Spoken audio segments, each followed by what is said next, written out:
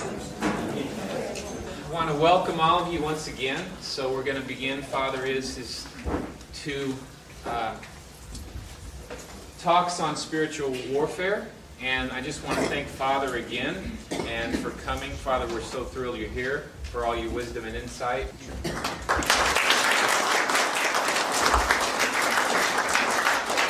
Should we pray?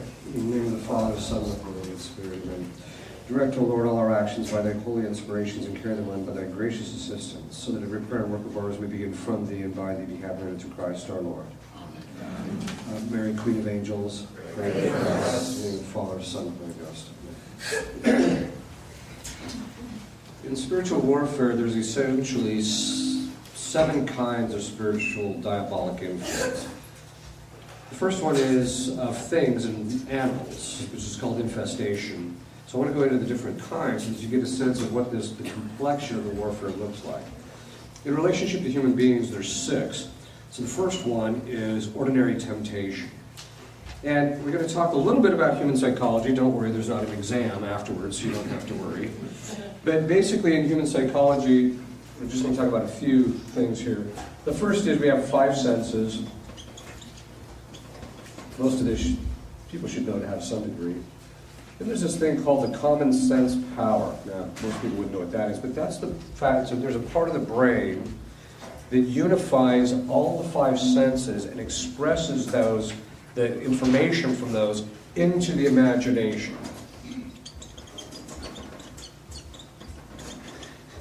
In the form of an image. At the same time, it puts it also in memory. And how do we know it does this? Well, you can be standing somewhere and somebody's baking an apple pie, and you're talking about some other thing, and you're not paying attention to the apple pie, and then later, it gets into your nostrils, you're not paying attention to it, so you don't really focus on it, but then later someone asks you, did you smell that? And you're like, yeah, I did. So, because that's one of the ways we know it. This is all done at the level of the brain here, basically, or this is all done on the material level. Okay. Then there's an immaterial level, which we'll talk about. But before we get to that, we have to talk about one other power. It's called the cogitative power. Now, the cogitative power, what it does is it looks at the image, and then it goes back into the memory and looks through the memory and gets the information that bears some semblance or connection to the image, and then it brings that information back in and merges it with the image. So, for example, your mother walks into the room, you see your mother. So then it's expressed into the image. You have the image of your mother in your imagination. The cogitative power goes back into the memory, gets the information, this is your mother. Then it braces it, moves it back in, and puts it in the image so that you actually recognize this is your mother. Now, the reason we know this all takes place at a material level is because of the fact that in Alzheimer's that process is blocked, so that someone will see somebody but they can't recognize them because it can't recall the stuff from memory in order for the person to be able to recognize them. Okay. The cogitative power does a couple of things. It makes these associations. So it takes what's in the imagination and it makes associations with what you've had experience with in the past and puts the two together. But it also does this thing of making an initial assessment about whether something is good or bad, not morally, but just kind of on a physical level. So, for example, the person will, you eat the chocolate. You're like, ooh, this is pretty good, right?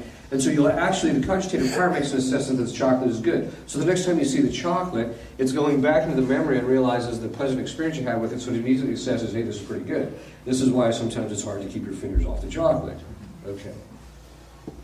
That ability to assess whether there's something that's kind of good or bad on a particular level, that's a perspective that we have on the thing. It's a perspective.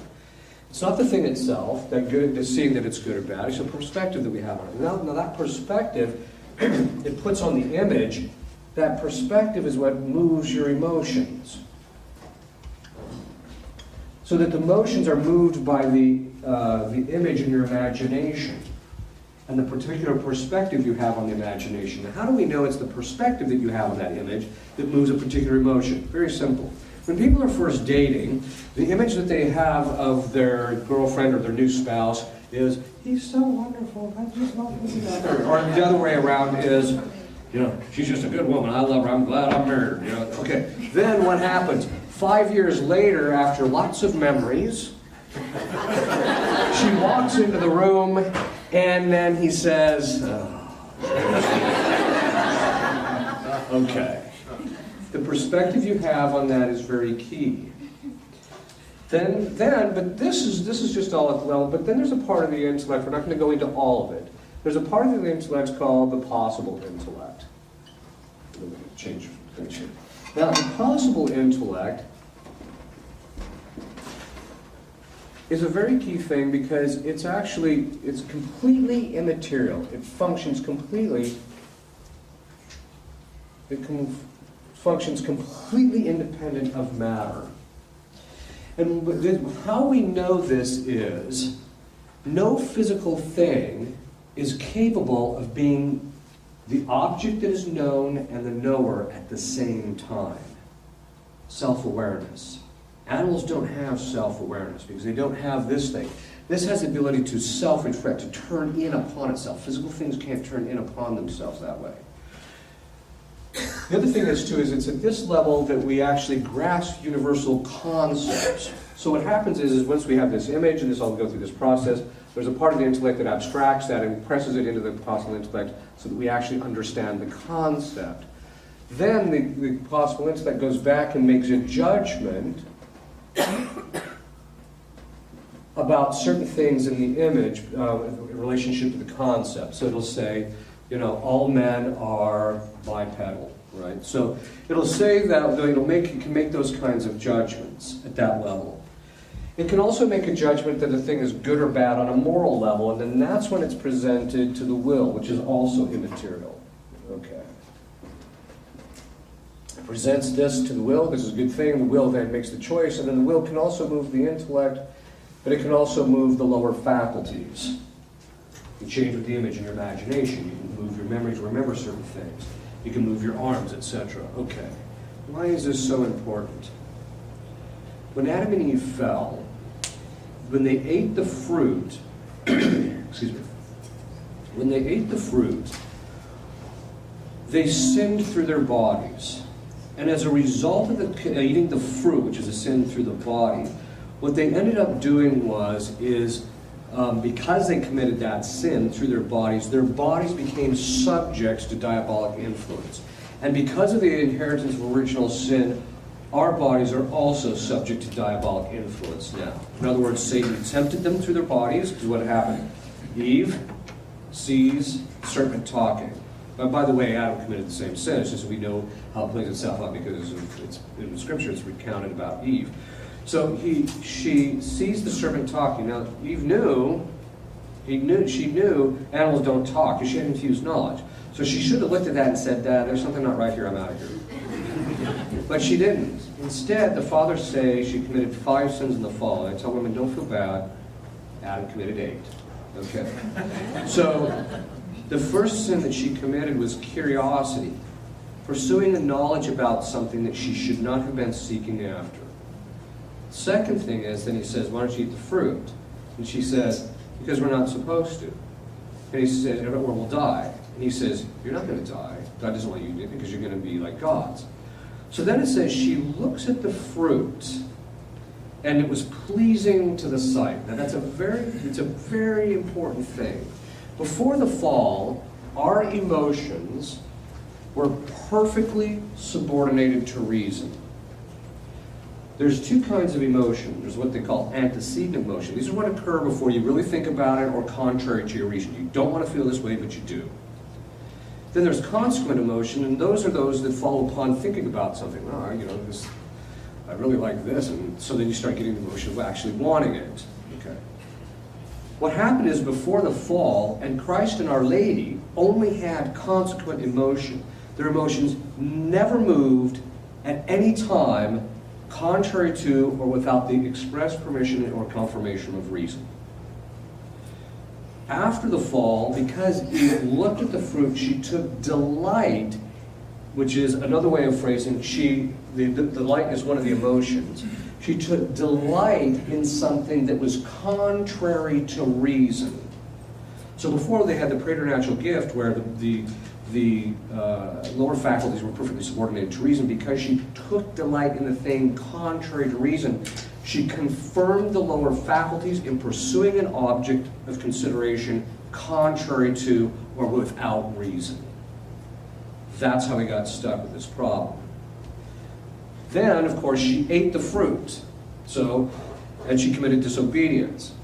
But she committed the sin through her body, which means that through that process, because Satan was saying, hey, come over here to this order rather than God's order, when she ate the fruit, she stepped out from underneath that order and became under the order of Satan through her body. We are now stuck with that. That is the complexion of spiritual warfare.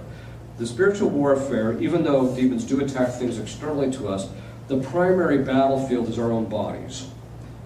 And so the demons have access to our imaginations, our memories. This is why I tell guys, never look at pornography. Because if you look at it, the demons can now make use of it. Because they can go back into your memory and drag it out and use it and put it in your imagination. Demons can move our emotions. So let me give you an example of this. And they can move the cogitative power, imagination, and memory. The wife decides she wants to give her husband breakfast in bed because she loves him. She wants to perform an act of charity, and it's his birthday. So she comes in, and it's 7 o'clock in the morning, and she says to him, when are you getting out of bed? Thinking to herself, that way I can time exactly when he's getting ready to get out of bed to give him the breakfast. So that's what she's thinking. What does he hear? The demon steps in and changes the perspective, because he can move the cogitative power to put a very distinct perspective on the thing, affect her judgment as a result of that, because judgment has to look back down to the image to make a judgment, and he can affect how that man thinks by affecting the perspective on the image. So then what does he hear? The demon steps in and he's here, you are lazy. When are you getting out of bed? And that's what he hears. I mean, he hears the words, when are you getting out of bed? But the demon puts the perspective on it. She thinks you're lazy. All right. So the point being in all of this is that one of the first form of diabolic influence in relationship to human beings is what's called ordinary diabolic influence. It's a form of temptation. And temptation essentially comes through either introducing something into the imagination, or moving the cogitative power to put a particular perspective on it, or moving our emotions. And they can actually make us feel certain emotions. So this is a very important point, because demons can actually reward people emotionally for sin. So that when a person commits a sin, the demon can move the emotions so that the person feels good about what they just did. Okay. Everybody is subject to this. The only person that was not subject to temptation was Our Lady. She's the only one. Everyone else has been subject to temptation. And it's by varying degrees. And it's all based upon what God sees as what's best for you spiritually. He never allows the demons to influence us unless it somehow could be moved to our spiritual advantage. This is a very key point. Demons are on an extraordinarily short leash. This is a very important point. People have this idea that they just get to go marauding around doing whatever they want. It's not the case. There is literally not one iota of the spiritual battle of which Christ is not in absolute control over. It's his chess game, and they know it, and they obey it, and they have to, and they can't do certain things unless he allows it.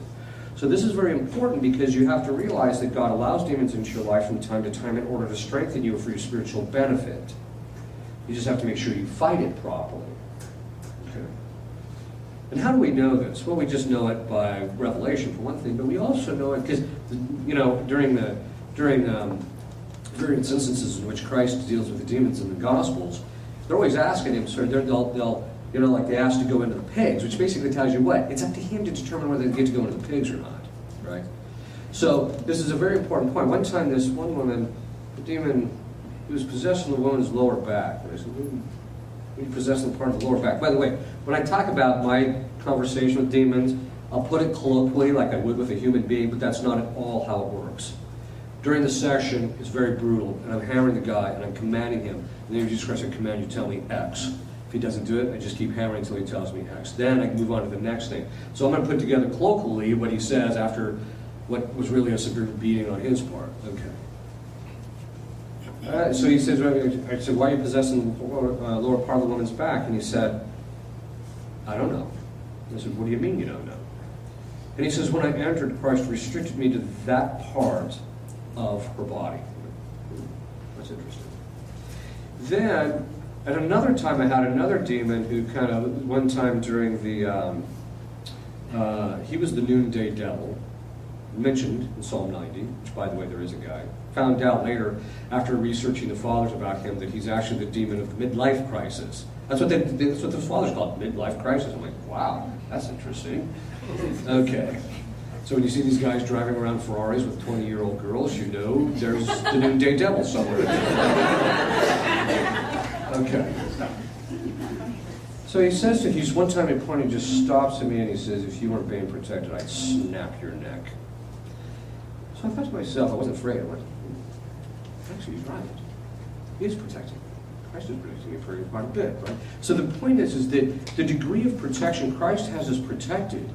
He only allows the demons to do certain things at certain times in order for our spiritual benefit. And that's a really key thing to understand. People say, well, why did God allow this woman to become possessed? She didn't do anything to become possessed. That may be the case, but he allowed it so that the person would grow in holiness.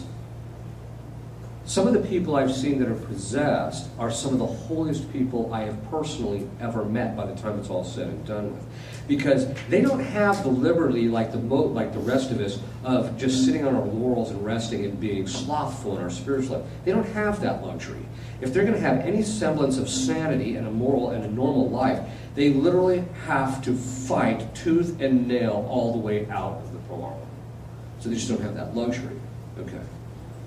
In a certain sense, they're in a better position than we are, ironically. Tell people, look, the worst thing isn't being possessed, the worst thing is being in the state of moral sin. Okay.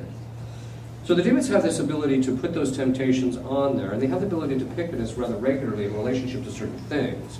Again, Christ permitting. So that's the first kind, ordinary temptation. The next one is called, sometimes by some exorcists, is called vexation. Some exorcists call it dolor in Latin, which just means pain.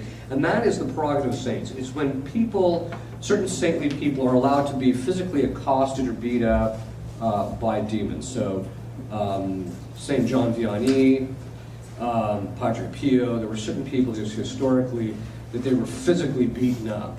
Right? So, and that is done for several reasons, but the two main ones are for the continued sanctification of the one that's getting beat up, because he has to have confidence in God and just trust in God and pray. The second thing is for the demon's humiliation. Now, it doesn't sound like the demon's being humiliated because he's getting to beat the guy up. No, what he's getting humiliated is despite the beating, the guy won't fold. And so he gets humiliated when he has to go back to hell. Yeah, you tried, it didn't work, did it? Right? Okay. And demons are extraordinarily sensitive to how other demons perceive them. St. Thomas says that the sinner is concerned about his externals, whereas the holy man is only concerned about his interior life. The demons show that in spades. They're during sessions when they're taking just the most brutal beating, they're more worried about the humiliation and the ridicule they're going to take in hell once they get booted out than the severity of the brutality of what they're going through. Okay. Kind of interesting because you start seeing how why human beings function the way they do. Okay. This third form of diabolical influence in relationship to human beings, and the second one that is extraordinary, is called diabolical oppression. This is where they attack people from the outside. So they'll attack things like their finances, their property, so they're chronically, things are breaking down chronically, there should be no reason for it. They'll attack their relationships, so all of a sudden everybody in their family hates them. Recently I was working with a woman who was under a specific kind of a curse. Once the curse lifted, her children who had been estranged from her almost their entire adult lives, all of them within the week called, apologized, and wanted the relationship back. Tells you something. And also they can affect your job situation. So all of a sudden you lose your job. Now here you have to be careful, because sometimes people say, Father, you know, we've been in 3 accidents and we've totaled out 3 vehicles this week. Do you think it's diabolical pressure? I said, no, it's how you need to learn how to drive. Okay. But sometimes it is diabolic, and you have to kind of keep that in mind. Okay. We're seeing a drastic rise in diabolical pressure because of so much, the people are getting so much involved in stuff that opens up the doors to demons. The next one is called diabolic obsession. This is where it's above and beyond ordinary temptation, where the demon actually besieges the imagination, hijacks it, takes control. The person cannot think outside the box. Very often they feel like they're entering into a tunnel zone when it starts setting in. It sets on really quickly, and very often it'll just shut off very quickly. It also is usually accompanied by a feeling of heaviness and extraordinarily strong emotions, which don't necessarily have any connection to anything that's real. So a person who's diabolically obsessed will wake up in the morning and all of a sudden they're just angry, and they don't know why. There's no reason why. Everything is fine externally to them, and they're just extraordinarily angry. Or they're extraordinarily depressed, etc. And then things will go along, all of a sudden, boom, it's just this, and they feel fine and almost symptom-free. Okay. Then there is diabolic possession. And diabolic possession is where the demons take possession of either the part or the whole of the body. Now, if they take part of the whole, if they take possession of part of the body, it's called partial possession. And it means that there's some particular part of their body that the demons actually possess. It can be any part of the body whatsoever. Anything down to one woman, it was her elbow. I mean, you do the strangest thing. One time I had this demon, I commanded you to put this on the part of the body and possess him, so he stuck it on the top of his head. And we found out that's exactly the part where, and the reason he was possessing that part of her head is because she became possessed through a mortal sin of pride. One of the demons tempted her, you're better than everybody else. She got sucked into it, gave consent to it, and boom, that's how he got in. So they possess part of the body. They only possess the whole of the body if the person has given themselves over entirely to the demon. It is entirely false that you have to give consent to the possession for it to happen. I know about half the people I've seen that have been possessed have never done anything to give consent to the possession. It is also false that you have to do something evil to become possessed. As I was mentioning earlier today, the 3 ways in which people become possessed is by committing a mortal sin, which is an open door, any mortal sin whatsoever, or something gravely disordered happens to you, or purely the will of God. Those are the 3 ways that you can become possessed. There is also another partial and full distinction made in relationship to possession. People who are partially possessed very often have periods of lucidity where they're totally normal. They can carry on jobs, they can function normally. A lot of people don't even know they're possessed. They might think, oh, the person's a little odd from time to time, but generally they kind of like the person or they don't see any problem. Whereas full possession, then what happens is the demon is in control all of the time. Whereas in partial possession, the person has periods of lucidity, but then there's periods where the demon takes complete control over it. There is also another misconception that when the demon takes over, it looks like Linda Blair in The Exorcist with her head spinning around. That is not very often, in fact, in 99% of cases, that's not what diabolic manifestation actually looks like. In fact, one time, I was assisting an exorcist because he asked me to come take a look at a case he was working on. And it's only because I actually had a case of this myself that I actually realized what I was looking at when I saw this woman. We were about to start an exorcist. The exorcist was trying to communicate or to talk to the woman and get her convinced, okay, we need to start this. And she starts whining, no, I don't want to do this. I'm tired of this. I'm sick of this. It's so painful. Why do we have to keep going through this? Why does God do this to me? This same old stuff, right? And what I saw in her was there's a very subtle form of manifestation that can occur that if you're not an experienced exorcist, you're unlikely to recognize. So I walked up behind the exorcist, who was taller than me, which is not even difficult to do. Walked up behind him, and she was standing in front of him. I said behind him, I said, that's not her. So I stood behind him, began the solemn ritual of exorcism so that she didn't see it. Immediately went full-blown in the manifestation. Later, her husband comes to me and says, "Do you mean to tell me all these years I wasn't talking to my wife?" I said, "Probably not." So this is something to kind of keep in mind. So sometimes people can be fully functioning, may not. Because I know a woman who suffers from manifestations rather chronically, and people don't even know that the demon's manifesting. I can look and say, "Oh, there he is." All right. There are 4 essential signs of possession.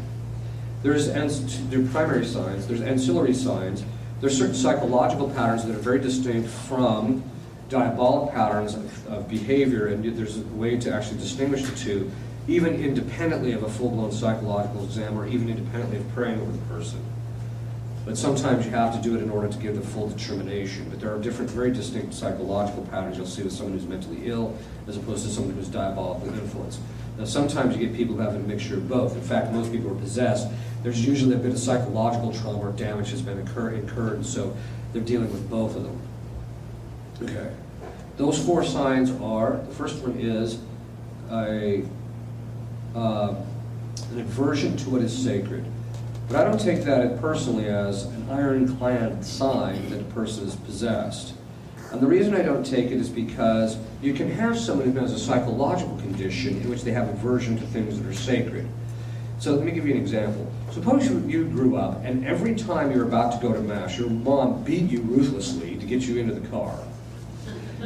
Well, when someone suggested maybe you should go to Mass, this guy is going to go back in here. It may not remember the specific beatings, but it's going to think to yourself, "Oh, Mass is bad," because you're going to get beat. Okay. So the point is that you can have a psychological aversion, so it's not an ironclad one. However, people who are authentically possessed, every demon does have a hang-up with some things that are sacred. Now, I say that very formally. People have this misconception: if you're possessed, you wouldn't be able to receive communion. That's just nonsense. Because certain demons can tolerate some things and not others. They don't like them, they have an aversion to them, but they can tolerate them. So one demon I know of, you can give the woman the Eucharist, he might react a little bit. You give her the precious blood, and that guy just craters. Or other demons, they can tolerate the Eucharist. They can even tolerate the person going to confession. But the minute you throw a little bit of holy water on them, it's going bananas. Another one is exorcised bells. What most people don't realize is, the bells that they have in churches? Historically, those bells were actually exorcised so that every time the bell was rung, it would resound into the area and literally drive the demons out of the area. That's what they were for. So, I have this one demon, I call it manifestations on demand. Because all you have to do is, even if the woman doesn't even see you have the bell, you just have to ring a bell that's been exorcised. Ding! Boom! This guy immediately, out he comes. Right? She calls it Jack in the Box. Okay. So, the point is that they have some demons have tolerations to some things and some things others. And one of the things you have to do as an exorcist is find out where their weakness is in relationship to very specific sacred things, and then you just make them deal with it all the time, so that it weakens them. Okay. So, all demons have an aversion to something sacred, but not all things that are sacred. The next one is speaking languages they've never known. The person has never studied, they've never had access to, etc. So, for example, one case that I had, a man who spoke a form of Phoenician. We think it was a form of Phoenician, because when I heard it, I'm like, I don't even know what this language is. So I wrote it down phonetically, and then later it was determined, we think, that it was a form of Phoenician that had been defunct for 3,500 years. This guy didn't even finish high school. Or another one is, as I was mentioning at lunch today, this one demon who, the woman never studied Latin, but this guy was totally fluent in Latin. And so I would do the exorcism, conduct the exorcisms in Latin, and he was pretty fussy about the grammar. So if I used the dative case when the ablative was required, or when the accusative was required, he would just ignore me like, I don't have to deal with this. But then I would do it right, and then he would immediately obey. So some people, and part of the reason is too is that you know that it's because of the person's fluidity. Now sometimes you'll hear psychologists suggest stuff that's a bit of nonsense. They'll say things like, well, you could have heard the language sometime in life. Okay, let's say for the sake of argument that's true. Can you learn a language in one hearing of a language? I don't think so. Hearing a language once doesn't give you fluency, right? Those are habits, and habits take repetition. This person doesn't have that. So a lot of times when you hear psychologists, they throw stuff out and you're just like, are you a scientist or are you just an idiot? Sorry, I don't mean to be flippant, but that's really what it boils down to. They'll throw stuff out there because the preconceived conclusion is there's no such thing as possession of demons. And so what they'll do is they'll throw stuff out there that's just scientifically daft. It's not, you can't even hold that. Although ironically what's happening now is people in the medical community and psychological communities are coming to the Exorcist and saying, we are seeing things that cannot be explained naturally. So, okay. The next one is occult knowledge. Now, occult knowledge is that the demon can communicate to the individual knowledge that they don't have. In fact, one of the women I worked with, I finally had to cut her off because I discovered that she really didn't want rid of the demon because she happened to like the occult knowledge that the demon was giving to her about her husband. And I'm like, really? You're going to hold on to that? So what happens is, so she eventually I just told her, look, you're not detached from this thing. I can't work with you until you work on that. Okay. But they can give them occult knowledge, which is everything. There's two kinds of occult knowledge. There's occult knowledge, which is the kind in which it's things that are hidden that there's no way that they could actually know about particular individuals. So you'll walk in, the demon manifests, and he's talking to you about stuff in your own life that this person has absolutely no access to. Or another form of occult knowledge is scientific or theological knowledge. The person's never studied a particular, like for instance, one time a demon made a theological distinction during one of his answers to one of my questions that there is absolutely no way this woman could have known. There's just absolutely no way. In fact, after the session, because she was lucid for most of the sessions where the demon was manifesting, took control of her body because she could hear and see what was going on. She said, what does that mean? She didn't even know what it meant. It was kind of funny because the demon's nickname for her is he hates her so bad. His nickname for her is that stupid woman. So one day he was calling her and talking to her, jabbing her ear, and calling her that, you're a stupid woman. So she turns to him and she says, I might be stupid, but at least I'm not foolish. Ooh, boy, I shut him up for a little while. Okay. All right. The next one is those things that are beyond human capacity to do. This includes everything from supernatural strength, that there's no way that this, 90-pound boy should be able to lift two grown men off their feet, that kind of thing, to levitation, which is extremely rare. I've only seen it twice in all the cases I've looked at. Other exorcists say they've seen it more often, but it's not that common. Another form is what's called morphing. This is where the person changes shape. We're not talking about just making a face. The person's facial structure actually changes. So, for example, one of the demons I've dealt with so much is Beelzebub. I've had him in 3 cases, dealt with him a long time in one case, to where as soon as he shows up, I know who I'm looking at. It's just like recognizing someone else on the street. It's because immediately the jaw extends out about 1 inch to 2 inches on each side, the head narrows, the eyes go together, and they immediately turn bloodshot all within a couple of seconds. And so, well, there you are again. Okay. So, the point being is that they'll do things that changing of shape is actually the most common form of manifestation that you're going to see as an exorcist.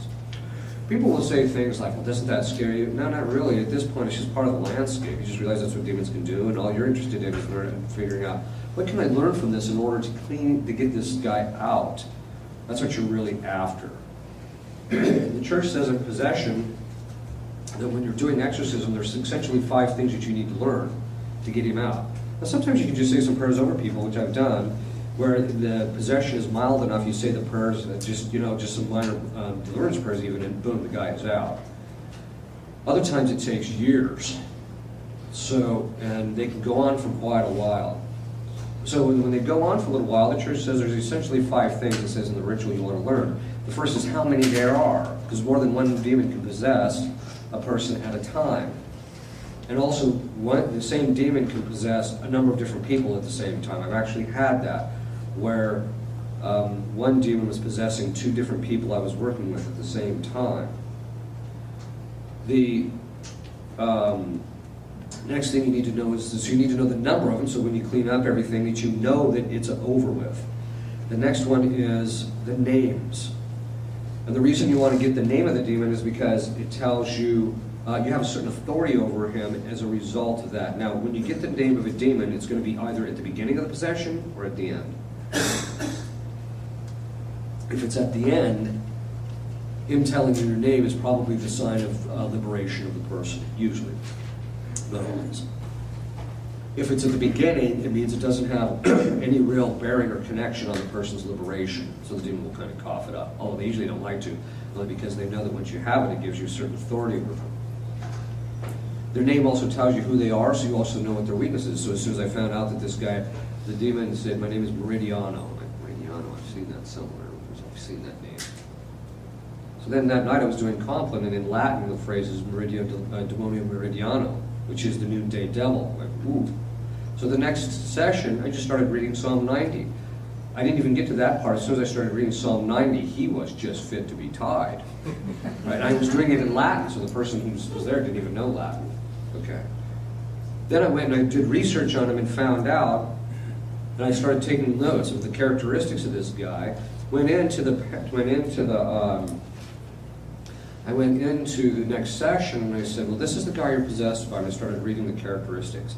At the end of it, his wife's mouth is just completely wide open. And I said, okay, what's with the reaction?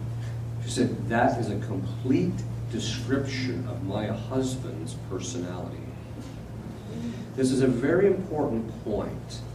Demons get a certain kind of a glory in hell when they are able to replicate their own personality and their own personality disorders in other people. It's one of the reasons they like to do it. They like to make people into their own little image of themselves. So sometimes when you look at a person, you're realizing what they're struggling with, that usually just tells you something about the demon. And you can sometimes size people up, especially if they've been possessed for a long time. What's their personality characteristics? And very often, about 2/3 of those are the demon's characteristics. And then all of a sudden, when they get liberated, they're so different, everyone's like, who are you? So, okay. The next thing that you want to learn is how they got in. Because sometimes how they got in is going to tell you how they got out. How are you going to get them out? The next one is the time and date of the departure. I rarely ask that one. I mean, I do it in the ritual, but I rarely press the demons for it because I find they lie chronically, obviously. They lie about that one particularly, and the reason they like to do that is because for them it's all a psychological game. During a session, when you start working with somebody who's possessed and they agree to do the things that they're supposed to do, because there's, I won't even work with somebody who's possessed unless they agree to do everything I tell them to do, and I tell them, look, I don't have control issues. Here's the moral to the story. After this is all done with, if you never see me again, it's not going to hurt my feelings. But it boils down to this. If you insist, the possessee, if you insist on being in control, the demon's in control of you, which means he's in control. So you have to see complete control over this thing. To me, you have to do exactly what I tell you to do. Because if you don't, he's going to be in control. And he's going to use that one little area that you want to hold on to control in. That area is going to be the one that he's going to use to take you down and block your liberation, which is very true. In my book, I have this book, a chapter in my book just called Control, and in there I talk about it. But the point is that people are very often driven to control things because they don't have control interiorly. That's usually the sign. In other words, if I don't have control of my own emotional life, I have to control everything external to me to make sure that it feeds my emotions, my appetites, etc., or it doesn't hurt me or what have you. Okay, so that's what the control is for.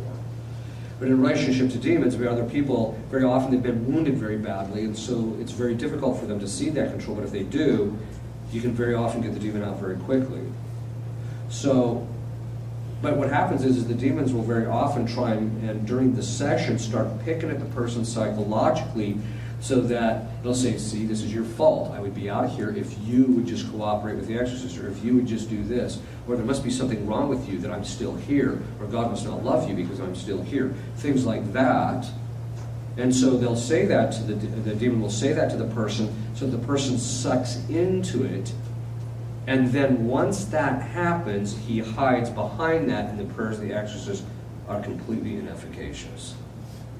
So I tell people, you have to air the thing out. If he's picking at you interiorly, you got to air it out so we can deal with it. In fact, during the session, you'll be beating him up and he's reacting, and all of a sudden he gets real quiet. I'm like, okay, what are you doing? So then I'll start doing severing prayers to sever his picking at the person psychologically, and then within a couple of minutes, usually he's panicking again. But then later I'll ask the person, what were they picking at? Because this is something that they have to continually shore up on. Demons, if you've listened to my conference on disappropriation, demons like to establish an abusive relationship with us. And by abusive, I mean this. The first time I really recognized it was this woman. The demon was haranguing her nonstop for 7 months. I mean, nonstop. She'd wake up in the morning, he would just chatter and yak at her and tell her how bad she was, blah, blah, blah. For 7 straight months, I'm like, I was starting to worry about her psychological health. So I was looking at this, I'm like, this just has all the signs of like a domestic abuse case.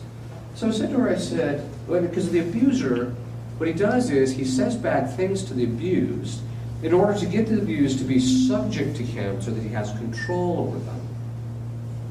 And he tries to hurt the person and get them to appropriate the abuse so that not only do they feel bad interiorly, but they feel bad that they have to listen to him too. So now it's on 2 fronts that they have to fight the battle. So I said to her, okay, this is what I want you to do. Now, in every domestic abuse case, you never address the abuse. Never. Because the minute you address the abuse, you have already accepted the fact that the abuse is a legitimate topic of discussion. So when the husband comes in and he says, you're fat, you're ugly, you're not taking care of the house right, why are the kids not cleaned up, why is it blah, da, da, da, da, da, da, you never say, no, I'm not fat. No, you never do that, because you've already conceded that your weight is a topic of discussion. What you do is you say, if you have a problem with that, that's your problem, not mine. So I said to her, this is what I want you to do. Every time he says something, I want you to turn to him and says, if you have a problem with that, that's your problem, not mine. He just shut up for like a day and a half. I'm like, ooh, that was pretty good. So then he started it up again, and then she would just beat him up and do that. And so what I began to realize is that the stuff he was haranguing her about was his own hang-ups, his own problems, that he was trying to misery, love, company type of thing, but also wound other people so that he doesn't feel so bad about his own woundedness, his own dysfunction and disorder. So then the next week, I said to her, okay, so I said, this is what I want you to do. I want you to go down the list of every single moral, psychological, and spiritual problem you think you have, and I want you to unload it on this guy. Which she did. She came back a week later, and you could tell there was quite a bit of a difference. And she said, once I did that, what I discovered is that about 80% of what I thought I had problems with was just him picking at me. Over here. It's all this. Consistently. Once I got rid of it, disappropriated it, he stopped completing that area, and I found out I didn't have a problem in this area. I just didn't have a problem. So then she said that there was a couple of other things that I realized, well, I got him out of my hair on these things, but I still have inclinations that, so I think those are my honest defects, and so I've got to work on those. So she started working on those, and she was actually able, the first time in her life, advance in virtue in those areas that she had been blocked by in the demons in relationship to that.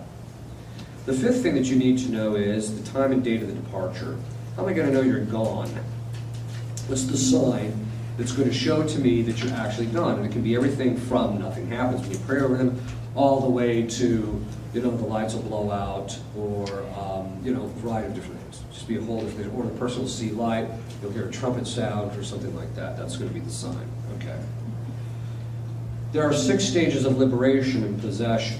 By the way, the last kind of diabolic influence is called subjugation. That's where a person makes a pact with the devil. People who are perfectly possessed, that is fully possessed, they have made a pact with the devil.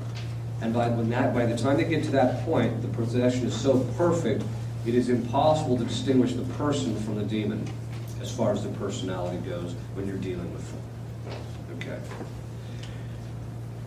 There's 6 stages of liberation. The first is the discovery phase. This is the time when you realize, okay, there's probably something here that's a little bit more than just, the person's a little psychologically off. So, for example, One time a psychologist sent a woman to me, and she said, I think this person's possessed. I said, well, why do you think that? I was talking to her, and she said that she hears these voices and touches these voices. And I said, so the psychologist asked, well, how do I know that, there's these spirits talking to you? And she says, well, one of them's looking out at you with my right eye. So she looked up at the right eye, and instantaneously turned glowing red, like it did in Hot Does in Hollywood, and then back to its original color. Okay, I think we've discovered something.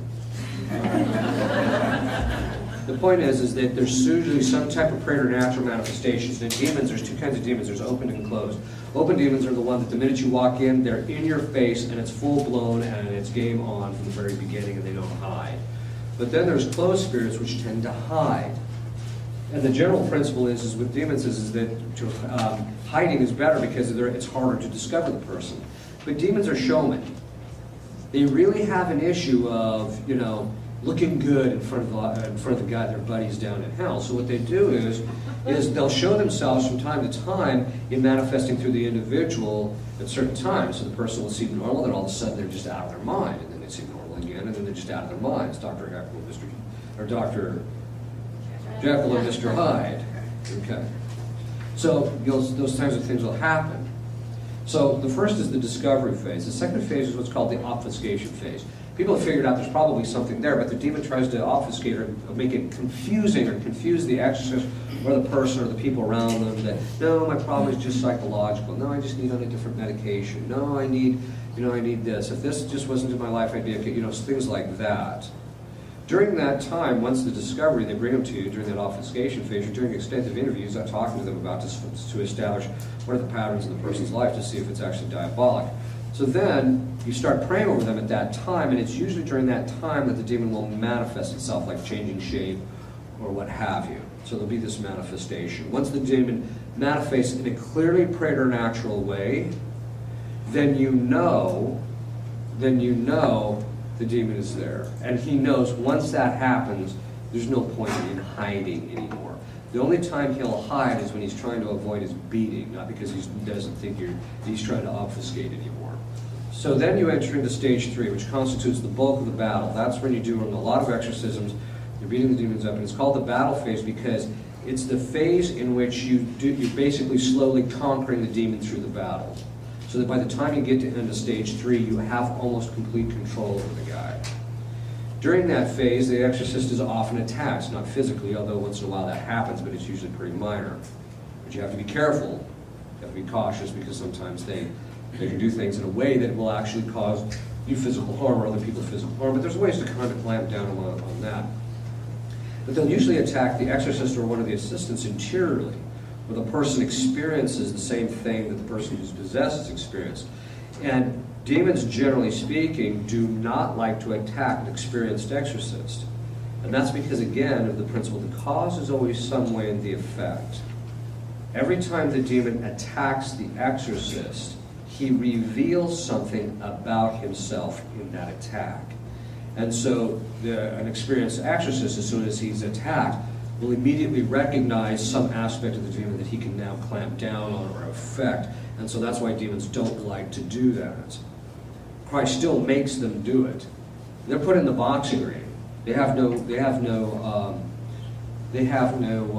choice in the matter. Christ threw them in the boxing ring, and now the exorcist steps into the boxing ring. One of the common misperceptions is that the exorcist is really scared when he steps into the boxing ring. It's the opposite. Well, for most exorcists, once you've done it for a little while, it's a grind. It's like, okay, time for the session. You go in, you do the session, and you leave, and you go back to your place, and you have a nice scotch or something. But the point is that it's not the exorcist who's scared, it's the demon who's scared, because he knows he's stepping into the ring with. Now, the exorcist on the lower order of nature is much lower than the angel. The problem is, so the exorcist is stepping into a ring with a guy who's bigger than him, right? It's like a 120-pound guy stepping into a boxing ring with a guy that's 250. The difficulty is that standing behind the exorcist is this 500-pound gorilla named Christ, who's about to beat the demon to a pulp. And so when the demon sees the exorcist stepping into the ring, he sees Christ stepping in, and he knows he's about to get brutalized, and he knows it's going to be ugly. He knows he's going to be humiliated. He knows he's going to be tortured. He knows that in the end it's just going to be to his detriment. So he's the one that's scared. Now, they might act bold or act like they're not scared, but you scratch a little bit and you can tell they're scared. Okay. So during stage 3, you're fighting the demon, you're getting basic control, you're getting certain information out of him. Stage 4 is, by the time you get into stage 3, he starts losing control over the situation, and so it moves to what stage 4 is called the external phase, which is where things start moving around outside. So if you saw the movie Annalise Michel, there comes a certain stage where the Exorcist has gotten to the point where he's able to get the names out of the demon, so he's losing a certain amount of control, and all of a sudden stuff just starts moving around, right? Now, people say, does that really happen? Yeah, but extraordinarily rarely. Usually you go straight from stage 3 to 5. You don't see those external phases that commonly. And my personal experience is the only time you see a ramping up in stage 4 where that stuff starts to happen is because you've already seen those external factors already happening before. So for example, one woman I worked with, she had a demon of destruction, and every time you would pray over here, something got destroyed. So one time it was our plumbing, the next time it was the light system, the next time it was the pastor's hard drive, so he was kind of glad I moved the exorcisms to a new location. So there's certain that he would just cause destruction. Okay. Stage 5 is what's called the climb out phase. And that's the phase where the person now, because the demon has become so subjugated to the exorcist, the person leads a practically normal life. They get to the point where they're hardly ever manifesting, they seem free for almost all the time, and that their life is pretty normal. But he still manifests when you start the sessions. Stage 6 is the person's actually liberated. During all those stages, all the way until the actual liberation, the person who's possessed will also suffer from horrible diabolic obsession, where he's constantly picking at the person interiorly, driving their emotions where they don't have any emotional control. And not always, but in most cases, they also have diabolic oppression, where they're trying to destroy the person's exterior life, and that's to gain more traction in the individual, because the individual finds their life difficult, and so it's easy to get depressed or emotionally upset about certain things, and so that's how they get their traction in relationship to the person. Okay. There's a few things that I think, some misconceptions that we need to kind of clear up. Like I said, most people tend to think that it's the Linda Blair thing in Hollywood. But people say, is what goes on in Hollywood, what you see in cases. Yeah, I've seen everything that you've seen in Hollywood. But it's only rarely you see those things. And no, you don't see the same things all at the same time. Now, you'll see morphing and levitation together, but rarely do you see stage 5 or 4 with all the stuff moving around with levitation. So there's certain things that kind of go together, certain things that don't. So you're not, Hollywood puts it all together to give the dramatic effect. And usually it's a bit of a grind. Usually you step in, you do the exorcisms, the demon manifest, you beat him up for a while, then you get it to calm down, and then you go, and then the person comes back the next day, and you do it all over again. What we've discovered is that demons have a very distinct psychology. Since I've written 3 books in psychology, ever since I've been an exorcist, which has been 10 years now, I've been paying very close attention to how demons function psychologically, so that it's easier to distinguish between a diabolic personality and a human personality. But one of the characteristics of a diabolic personality that's different from human beings is that with human beings, if you beat a person nonstop for 2 days, what they will do is they will lose their marbles. They'll go crazy. That's what happens. Demons cannot go crazy because there are no parts to their intellect. So they can't go crazy. Instead, what happens is they start shutting down when they've reached their threshold. They literally get to the point where the pain is so excessive in what the will is experiencing in their intellect that the will becomes incapable of movement. That's what happens. But before then, they go through a stage, so you first start being up to pre-result, they can fight and not have to think about stuff, they try not to think about stuff, because really, what happens is in possession is even though you're battling for the body of the person, the battlefield has now shifted to the mind of the demon. That's where the battle's taking place. You force him to listen to the ritual. You say the ritual over him. You force him to think of certain things. You force him to say prayers at times. You force him to reference things. You force him to do these things. So the battle is in his mind now. You transpose it to the battle being in his mind. So during that battle, what ends up happening is that demons are like human beings. They have a certain threshold. You know, I don't know if you've ever said, not that I would ever recommend you watch the show Family Guy, but there's that one scene where the kid sits there, Mom, Mommy, Dad, Mommy, Dad, Mom, you know, and she just does it over and over and over and over. And the mom's like, finally the mom just loses it. What? You know, oh, boom, he runs out, right? So the thing is that what happens is that most people kind of lose their, human beings will lose their marbles. That's not what happens with demons. What happens is, as you start getting to them, their ability to withhold the information begins to break down. They start to weaken. So we found that if you do 2 sessions a day, back to back, if the person's possessed, the demon's threshold is about a 2 to 3 day period. And once you get into that 3rd day, most demons are weak enough to where you can start getting information out of it. This is one of the reasons as an exorcist we meet with people once a week. Because if you only meet with them once a week, what happens is the demon very often recoups, and that's why a lot of these exorcists are having possession cases that are going on for years. We found if you do it with high intensity for like 4 to 5 days in a whack, where you're at the demon for 2 sessions that last for anywhere from 1.5 hours to 2.5 hours apiece, and you're doing it day after day after day, at a certain point he just starts breaking down. And we found that a lot of people can be liberated in the 4th or 5th day, or you get significant enough information so that in the next time or the time after that, they're liberated. So that in point in fact, it's only like a 2-month thing maybe, rather than it dragging out for quite a long period of time. Demons have certain kinds of principles too. They're very principled. They're very principled. One of their principles is anything but God. This is one of the things I tell people who are, that one of the forms of diabolic obsession that you'll see from time to time is scrupulosity.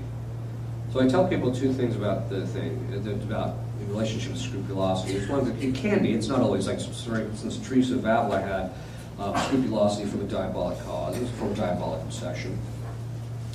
And so what I'll tell a person is look, you're spending too much time thinking about your sin or thinking about your past or things like that. And so the demon is getting what he wants. You think that you're doing a spiritually good thing by trying to figure this thing out, but he's thinking to himself as he's driving it, he's not thinking about God. So I tell the people, look, you're just not that important. Quit thinking about yourself. You're not that important. You just think about God. You just keep your mind on God and don't worry about it. It'll solve itself. Okay. Another diabolic principle is anything but moderation. So you get people, or the demons will drive people to go to one extreme or the other. So they'll either abuse alcohol or they'll refuse to have any of it whatsoever. And I can understand if people have, you know, some type of physiological difficulty or what have you with alcohol or something, or they just don't care for it, that's fine. But sobriety is not a virtue in the sense of it never having alcohol. That is not where the virtue is. The virtue is being able to have the object and being controlled in relationship to the lower faculties in relationship to the thing. But it's also true about other things. So demons are constantly trying to drive people to one extreme or to the other. So I tell people, no, the virtue lies in moderation. But what that tells you too is that demons want to steal your normalcy of life. They don't want you to have a normal life because they envy you. And so they're always going around trying to steal those things from you by getting you to think, no, you should give that up, you should give that up, you should give that up. Okay, first of all, it's true that you should be detached from every created good, so you should be attached to God alone. It doesn't mean, though, that you shouldn't, because God gets a certain glory when you enjoy the things of this life. And so there's a certain segment of the traditionalist population that tends to think that, you know, I have to give up all pleasure. Pleasure is evil. I have to get away from all this stuff. If I enjoy any of this, it's bad. Well, I tell people, okay, look, I tend to be a Teresian in this sense. Saint Therese, one time, was sitting in the convent eating this cake, and she was really enjoying the cake. And one of the nuns said to her, well, if you were a saint, you wouldn't be enjoying that cake. So Saint Therese looks over and says, I'm offering it to God. She's not keeping enjoying it for herself. She's enjoying it for God's sake. So I tell people, this is why I drink scotch and smoke cigars. Anyway, the point being is that they'll anything but moderation. The other thing is too is that they have a very distinct modus operandi. There's 2 things you have to keep in mind. The first is that the nature of the demon is rarely shown to you. he will almost always drive you in an area of your life that is not connected to his nature. So, for example, one of the common things that you will see is, it's a very common thing. Guys will come to me into the confession, they say, Father, I have done every possible thing I possibly can to stop violating the sixth commandment, and I keep following. So I'll just ask them, do you have a problem with one of three things? Fear, depression, or despair? 99% of the time they'll say, yeah, I have a problem with fear, or yeah, I have a problem with despair or depression. And so what you say is, that's the guy you're dealing with. Not the demon of impurity, although sometimes that can be the case too. But demons of impurity are not that common. They drive impurity because of the fact that it's so easy to get people to focus on them because it's morally sinful, and it upsets people when they fall into those things, that they can drive people easily in that area. And so as a result, the person spends all their time trying to deal with this when they're standing over from here lobbing the bombs, right? You have to find out what that actually is and what the true nature is. This is one of the reasons why I recommend people, if you're struggling with a particular defect, ask Our Lady of Sorrows to reveal to me, what am I dealing with? What's the demon I'm dealing with? What is the predominant defect that I'm dealing with? And very often it will be revealed to you something that's entirely different than what you had thought. Because we're very blind in relationship to those things. So there's the fact that the demon that you're actually dealing with is not always the guy that shows himself. You have to keep that in mind. The other thing is that demons are very hidden in people's lives. Most of the time, there's a general principle. People say, am I possessed now that this woman did this voodoo over me? And I just ask them, well, did you feel any different afterwards? No, then there's probably nothing there. That's a general rule. It's a general principle. And usually, one of the things you ask people who are possessed, you'll say, was there an event in your life after which you realized you were never the same? And usually, that's the event that caused the entry point, usually. So, that's an important point to keep in mind. Now, it's possible for a demon to enter the person, drive the person in their moral life so that if things aren't the same after that, they keep the person blind to it. Demons, because in order to self-reflect, even up here, we do need to start down here, and so what demons will do is they'll block your ability to think of certain things. They'll block your ability to remember certain things.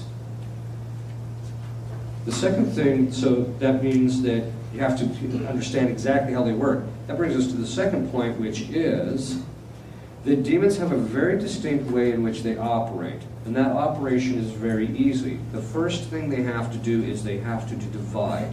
It's the principle of divide and conquer. And the way you divide human beings is through perceptions. You get people to get a perception in relationship to their spouse or people in their family or what have you, that perception that will automatically perceive the person as trying to hurt them or injure them or what have you. And so that's the first thing they try to do, is divide the people through perception so that they divide them interiorly. This is one of the reasons why St. Ignatius said that whenever you're suffering from a diabolic problem, you have to air it out. Because once you air it out, that division that the demon is causing ceases to exist, and he loses his power in the process. The second thing is that demons want to make you feel the way they feel. They will give you the emotions that they have. And one of those things is self-loathing, which is contrary to charity. Self-hatred is also contrary to charity. But also kind of a feeling of unworthiness or what have you. That's another thing that they tend to drive. The other thing is that most people have been wounded in their lives, not necessarily severely, but by bits and pieces, and the demons can use those wounds against people. In fact, I have seen demons in people who are in the lives of people who are possessed, drive the externals in that person's life to harm that individual so that the demon will have more control over her or him. An example of this is, we talk about generational spirits, because there are generational spirits that pass from generation to generation. I once saw a generational spirit in a family where every single woman in the generational line for 4 generations had been raped. And I'm like, ooh, that's a pretty stout little guy you got in your family here. So we found out what he was, and then we were able to clean it up. The point is that the things that happen to us that wound us, the demons can make use of those wounds. Now there's 2 types of wounds. There's wounds where people hurt themselves by their own sin, and then there's wounds where people get hurt by other people. Now a wound is, St. Thomas says that a wound is basically like he says it's like a knife. If you take a knife and you stick it into something, right, it penetrates and it causes damage. So there's various characteristics of a wound. It causes pain, causes damage, requires a healing process. There has to be certain things that have to happen. But then he says when that first happens, you have a choice to make. And this is true even about our own sinfulness. You know, because you talk to most adults and they're like, this is the one sin in my life that I really can't get over, or that I really feel bad about. So you have one of 2 choices. You can either do what's called contraction. That's where you grab the knife and you hold on to it so it doesn't cause any damage. And basically what this means in the context of psychology is that when somebody hurts you, you hold on to the injustice that they have committed against you in some way. And the reason you're holding on to it, very often the reason people hold on to it is because, well, if I let loose of it, he's going to get off the hook. No, he's not. It's even called the final judgment. All the punishment you can put that person through pales in comparison to what I've seen God put demons through, so don't worry about it. The second side of it is that if you don't let loose of it, so you got to let loose of it, so there's that, so they hold on to it. But there's certain people that I call injustice collectors. They go around collecting injustice because it's a way of having something over other people. Okay. And very often those are diagnosed in psychology as borderline personality disorder. So whenever someone comes in, I was diagnosed with borderline personality disorder, I'm like, ooh. Because those people are virtually never liberated from possession. In fact, I've never seen one. But that being the case, in other words, because they hold on to the injustices that keep happening to them, they never get liberated because the demons are driving them to hold on to those injustices. Because the demons brood, they hold on to all the things that they perceive as injustices themselves. The second part of it is, though, is that the other option is you can let loose of the knife. You can forgive the person. Forgiving is letting loose of the debt in relationship to the justice that they owe to you to treat you properly. You can let loose of that and say, okay, look, I'm just going to let loose of it. Because then once you let loose of it, once you let loose of the knife, then either you or someone else can pull the knife out. Now, the advantage of doing contraction is it doesn't go any deeper and it minimizes the pain to a certain degree. The problem is that you can't heal from it. It's just going to fester and get worse. And the knife is still cutting, just slowly and less painfully. Whereas if you pull it out, it's brutal when you first pull it out, but in the end, the person ends up doing what? Then they can start to heal from that process. It's very painful, but then they can heal from the process. This is true in relationship to the injustices that people committed against you. I have had cases of possession where you're doing sessions, and then you go into a session, and all of a sudden, all your prayers don't have any impact whatsoever. So then you stop, you sit down, and you ask the person, okay, what gives? And inevitably, it's something like, I cannot forgive my mother for those things she did when I was young. Okay, there you go. That's what the demon's holding on to. He's driving that unforgiveness. Everybody in heaven has forgiven everybody that hurt them. Everybody in hell does not forgive those people, does not forgive others. That's just the nature of the beast. Okay, now, in relationship to ourselves, one of the things that demons hold on to is the lack of forgiveness to ourselves for the evils that we have committed. And people say, well, if I forgive myself, I'm letting myself off the hook. No, you're not. It basically boils down to this. The definition of love is willing the good of another. Charity is the virtue by which you will the good of another. If you're going to love yourself for the sake of charity, which we are required to according to divine precept, then you're going to have to will what's good for you. So that means you're going to want your own healing. You're going to want to forgive yourself. You're going to want, because part of St. Thomas categorizes mercy, even though it's a part of justice, he also categorizes it under charity. So that if you have a real charity for somebody, you want them to be under your mercy. So you want to forgive them. The demons can't forgive themselves because their sin is irretractable. The top dog has admitted to me that the reason that he is the most vicious and the most vile and the most angry and the most hating of all of God's creatures is because he is the most wounded from his own sin. That tells you something. That if we don't let loose of our sin, we let loose of it. So people, and usually I tell people, it's pride. Not letting loose of this is pride. Because people have this idea, especially traditionalists, that I just have to do everything I possibly can to render myself in a state of perfection so that God will love me. No, that's not how this works. First of all, perfection is beyond human capacities. You can't do it anyway. You can't fully root out your imperfection. There comes a certain point in the spiritual life where you just have to cede complete control over to Christ and just cooperate with what he does. Maintaining control over your own interior life, you will never be a saint. It's just that simple. Okay? So, but it also means that very often what happens is with traditionalists is they have a hard time forgiving themselves because they can't bear the pain of recognizing that they stoop to something so lowly. Okay, well that's just a matter of basic humility. Sometimes I'll even ask them, did Christ forgive? Did you go to confession? Yes. So God forgave you? Yes. But you won't forgive yourself? No. Then you're standing in place of God. You're usurping his authority. Because you're telling him that his judgment is not enough. It's not right. And so you have to stop it. And why am I going into this?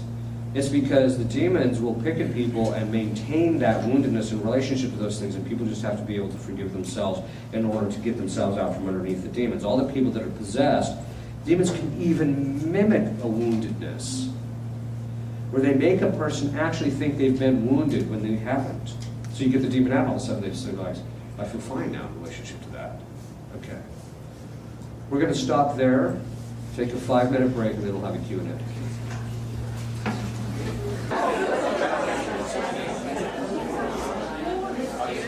No, all right.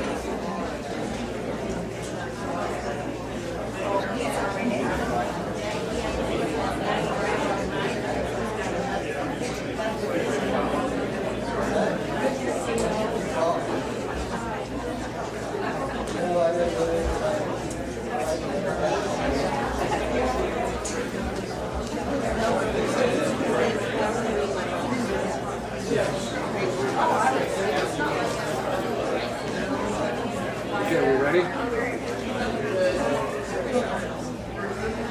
Okay, are we ready? Yes. Okay. Any questions? Yes. Two things come to mind. One, in analyzing what you said as a totality there, I got the feeling that everything, the devil is around for each one of us.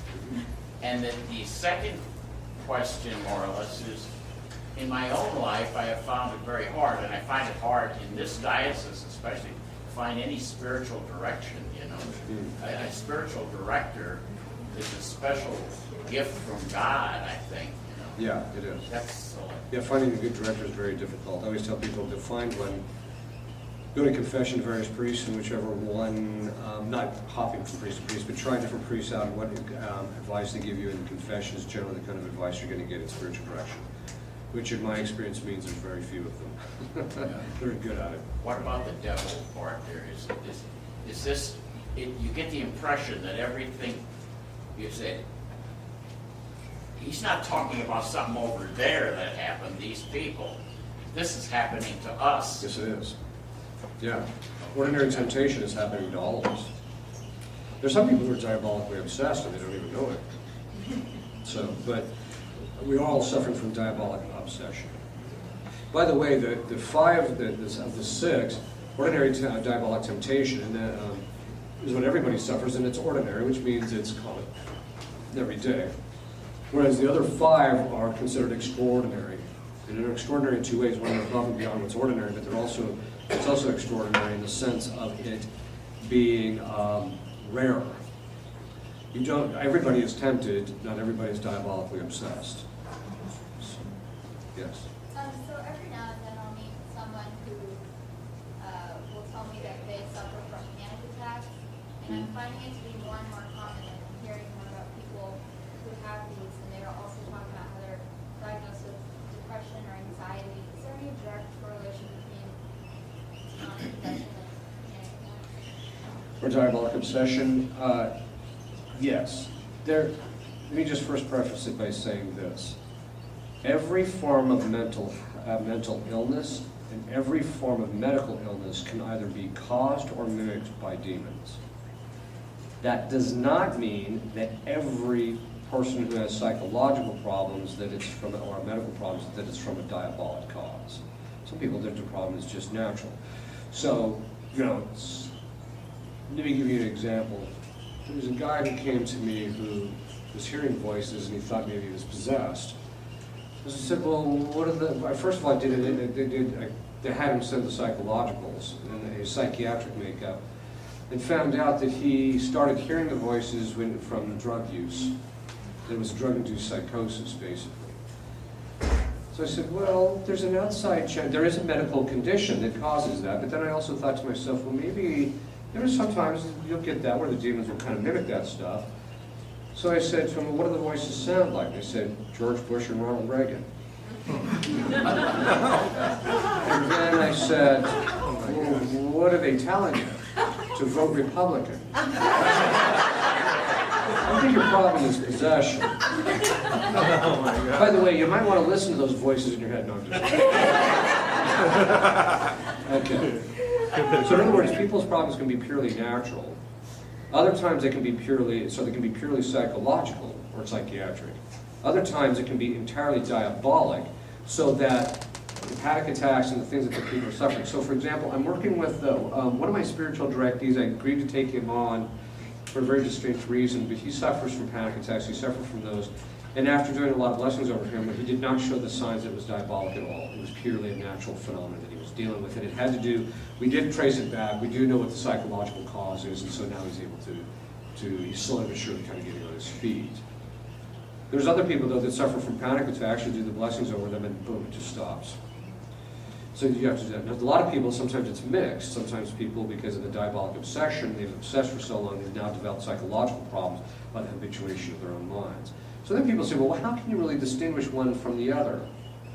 Well, in diabolic obsession, which is distinct from psychological obsession.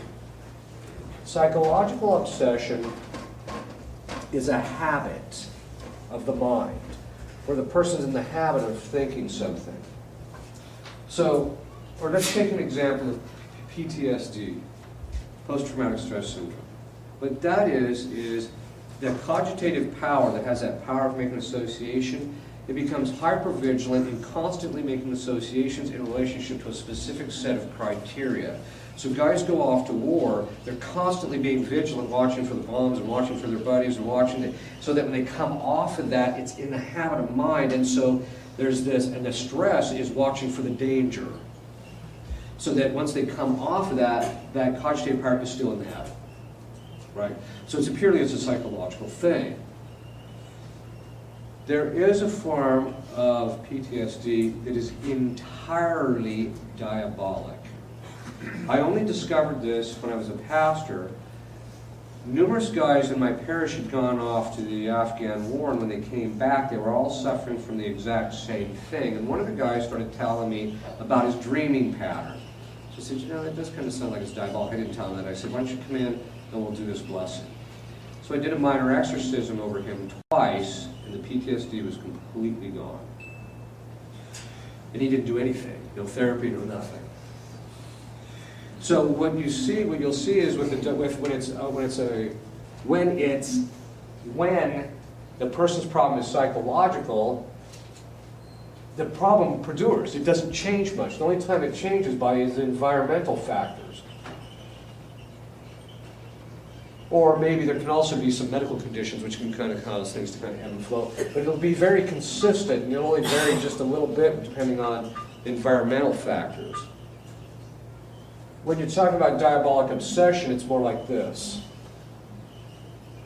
Because Christ does not allow the demon to be at the person all the time. And so they'll go through periods of lucidity where they seem almost symptom-free, and then they'll go through periods where they're obsessing. They can't get their mind off of it. And then all of a sudden, boom, it breaks, and then they go through periods of lucidity again. And these can ebb and flow as the time between those two. That's one of the signs. Now, does anybody have recognize what that looks like? Bipolar. I discovered this the first year I was an Exorcist. That, by the way, I'm not implying that all bipolar is diabolic. But every single person who came to me that was on meds for bipolar got off their meds in 5 months if we did the exorcisms regularly and if they did a certain set of things on their side. Every one of them. What does that tell you? It tells you that, well, first of all, we have to understand that bipolar is one of those categories, right? It's one of those broad categories, like, oh, you have mood swings, you're bipolar, flip you in there. I mean, there's no real, it's one of those broad categories that can include a variety of different things. But one of the ways that you confirm that it's diabolic is this. When the person is going through a really bad state, they're in a really bad state and it's been going on for a few days, tell them, come in and I'll do the blessing. You'll do the minor exorcism, you'll impose hands, ask God for the protection, and then all of a sudden the person will literally feel a lift. And they feel fine. And then a few days, it comes back again. And so that's one of the signs that you'll see when it's diabolic obsession. As the person begins doing what they need to do, they'll kind of go up and down, they start climbing their way out. They'll get to the very top where they seem completely symptom-free for a month or so, and then all of a sudden they're going to have 1 or 2 really bad dips. I don't know why. But exorcists have noticed that they see that towards the very last end of it. As long as they maintain their prayers, they're okay. Now, one of the things that is important about this is that pattern, I noticed this about 3 years ago. That pattern of going through being down and then you do the exorcisms and they have this lucidity for a while, and the more you do it, the longer it gets between times, so that you know that it's a spiritual thing. Whereas if it's psychological and you pray over the person, they're just going to flatline. They might feel a little better because they've had social interaction, but it doesn't change anything at all. Whereas if they have a period of lucidity and they feel great for a little while, symptom-free, God, I think it's wrong, Father, or it's gone. Well, let's wait, let's see. Right? Now sometimes it does, you just say the blessings over them once and it blows it out. Other times it takes a number of exorcisms over a period of time in order for it to finally get out. But this other pattern of this, you see in confession. People will be struggling with a mortal sin. They'll commit the mortal, they'll commit the mortal sin. They go to confession. All of a sudden, boom, they still symptom free for about 3 or 4 days. And all of a sudden, the temptation set in that are really hard again. Then they fall. They go to confession again, and then boom, after the confession, they feel symptom free again. It's the same pattern. And the reason is because confession has the same effect very often that exorcism does. So whenever I see a guy going through that pattern, I'll tell him, make an appointment with me and come talk to me if you like. And I think I might have a blessing that can help you, and we need to discuss what I think your problem is. Because it's very often a form of diabolic obsession. Now, again, I'm not implying that even a majority of cases of psychological illness are diabolic obsession. I don't know what the statistic actually is. But I do know that a lot of people are becoming diabolically obsessed because of the evil things that they're committing, and they're getting sucked into certain things. So that's why the demons are getting their foot in the door. Yes? Yes, I had a question, and I'm asking this because I'm a physician, and you said every medical problem can be potentially from a demon. It can be. Can you explain that? Like, say somebody has abdominal pain. Yes. Okay. Well, if you can find an anatomic or physiologic abnormality to account for that, That's correct. then it's not from a demon? Are you talking about things that can't be explained medically? Or can demons cause you to have appendicitis, is what I'm Both. saying? They can cause both. But the way the church has always approached it, though, is if you have a medical condition, you go to a medical doctor, because most medical conditions are purely medical and not diabolic. But some are. So the demons can cause appendicitis. The demons can cause certain things to happen so that the person ends up with certain problems. Or they can mimic certain kinds of symptomology. So people will go to the doctor and say, we're not finding anything, we just think it's all in your head. Well, it could be in your head, but it could also be something from a diabolic cause, sometimes. Let me give you an example of a case. The people in Memphis have this idea that I have the gift of healing, which is silly. I have nothing of the sort. What charismatic grace do you have? Zippo. I'm a rock. I walk into houses that are full-blown infested and I don't even feel a thing. Right, okay. What happened is that they brought to me this guy who was in 4th stage pancreatic cancer. And they said, would you be willing to pray over him? Thinking about it. Maybe my father has a gift of healing. I said, yeah, okay. So I did the minor exorcism over him, imposed hands on him, and asked God to remove any demons that might be the possible if this was from a diabolic cause. A week later, the doctor said, we can't find any trace of pancreatic cancer. So, seems extraordinary. This has happened, I don't know why it is in Memphis, that those people must be under some kind of diabolic attack, because every time I go there, I'm cleaning all these people up medically. The doctors are probably like, why is our business down? But normally speaking, if you have a medical condition, you go to a doctor. That's what you're supposed to do. You're supposed to rule out the natural conditions first, and then you might consider something else. But this is also why the gift of, or the sacrament of anointing works. It works in 2 ways. One, it works because on rare occasions God will heal through the sacrament, but on other occasions the sacrament itself will blow the demon out, so that it gets him out of the person, so the person can. So once the demon is out, then the body's ability to recoup will do it on its own. Whereas if it's a gift of healing, the person is immediately restored to the health immediately, normally speaking. Okay. So they can cause it, but, and I'm not suggesting that every time you see a patient, you're like, okay, you got a demon there, buddy. In fact, the only time I would suggest that you do that is if you came across a medical condition that was not responding to the meds that always work. Does that make sense? Because demons can block the ability of medication to work. How common is diabolical possession, other than the common type that you said we all have, the temptations? I mean, are you seeing 2 people a week or 2 people a year?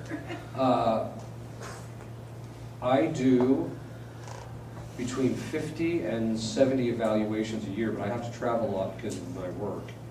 The other priests that work with me also do about that same amount, a little bit more. One of the priests there is, he's got some degrees in psychology, so I have him take a look at certain kinds of cases because I just don't have time to sit down with the people. We analyze about 150 cases a year.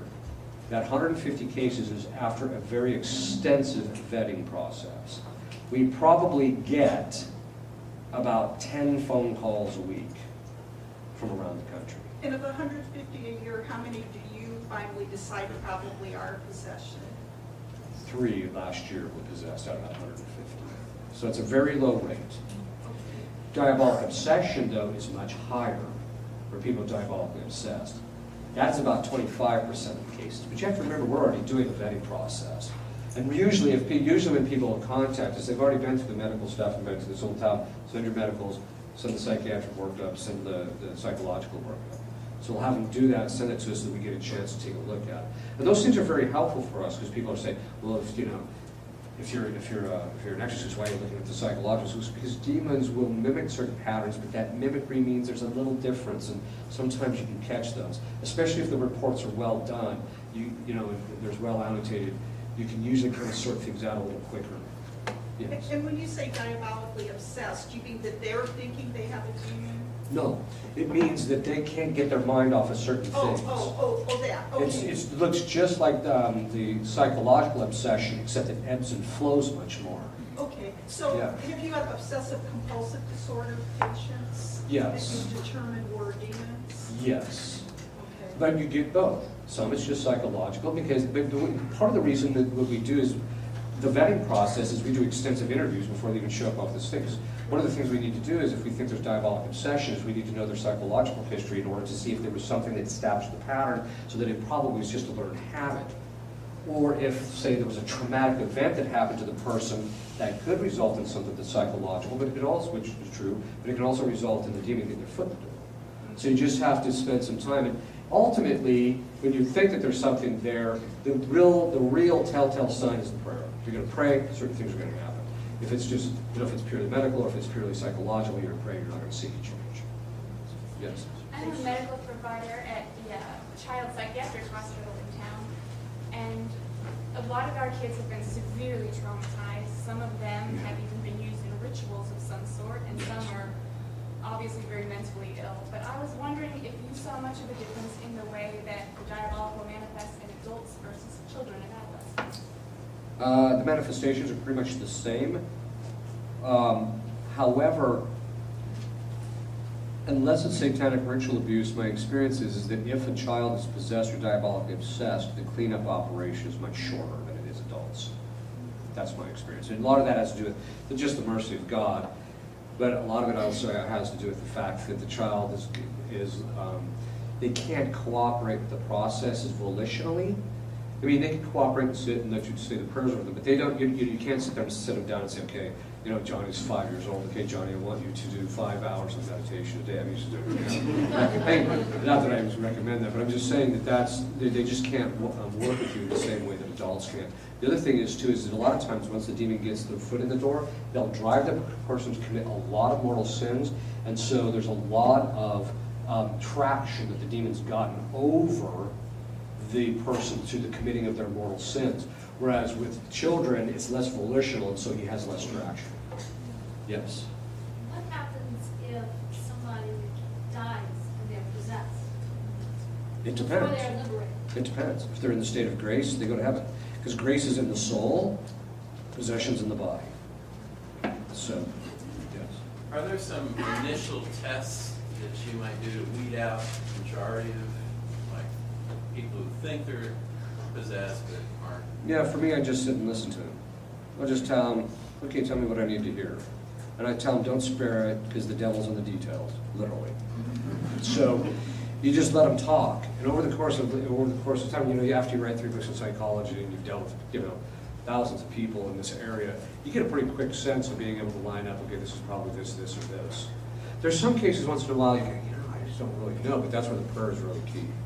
So the test is really, for me, the initial test is just listening to their story, because that will tell you a lot. Do you ever do a little test like this is holy water and this isn't, and see if they know which one is which? Once,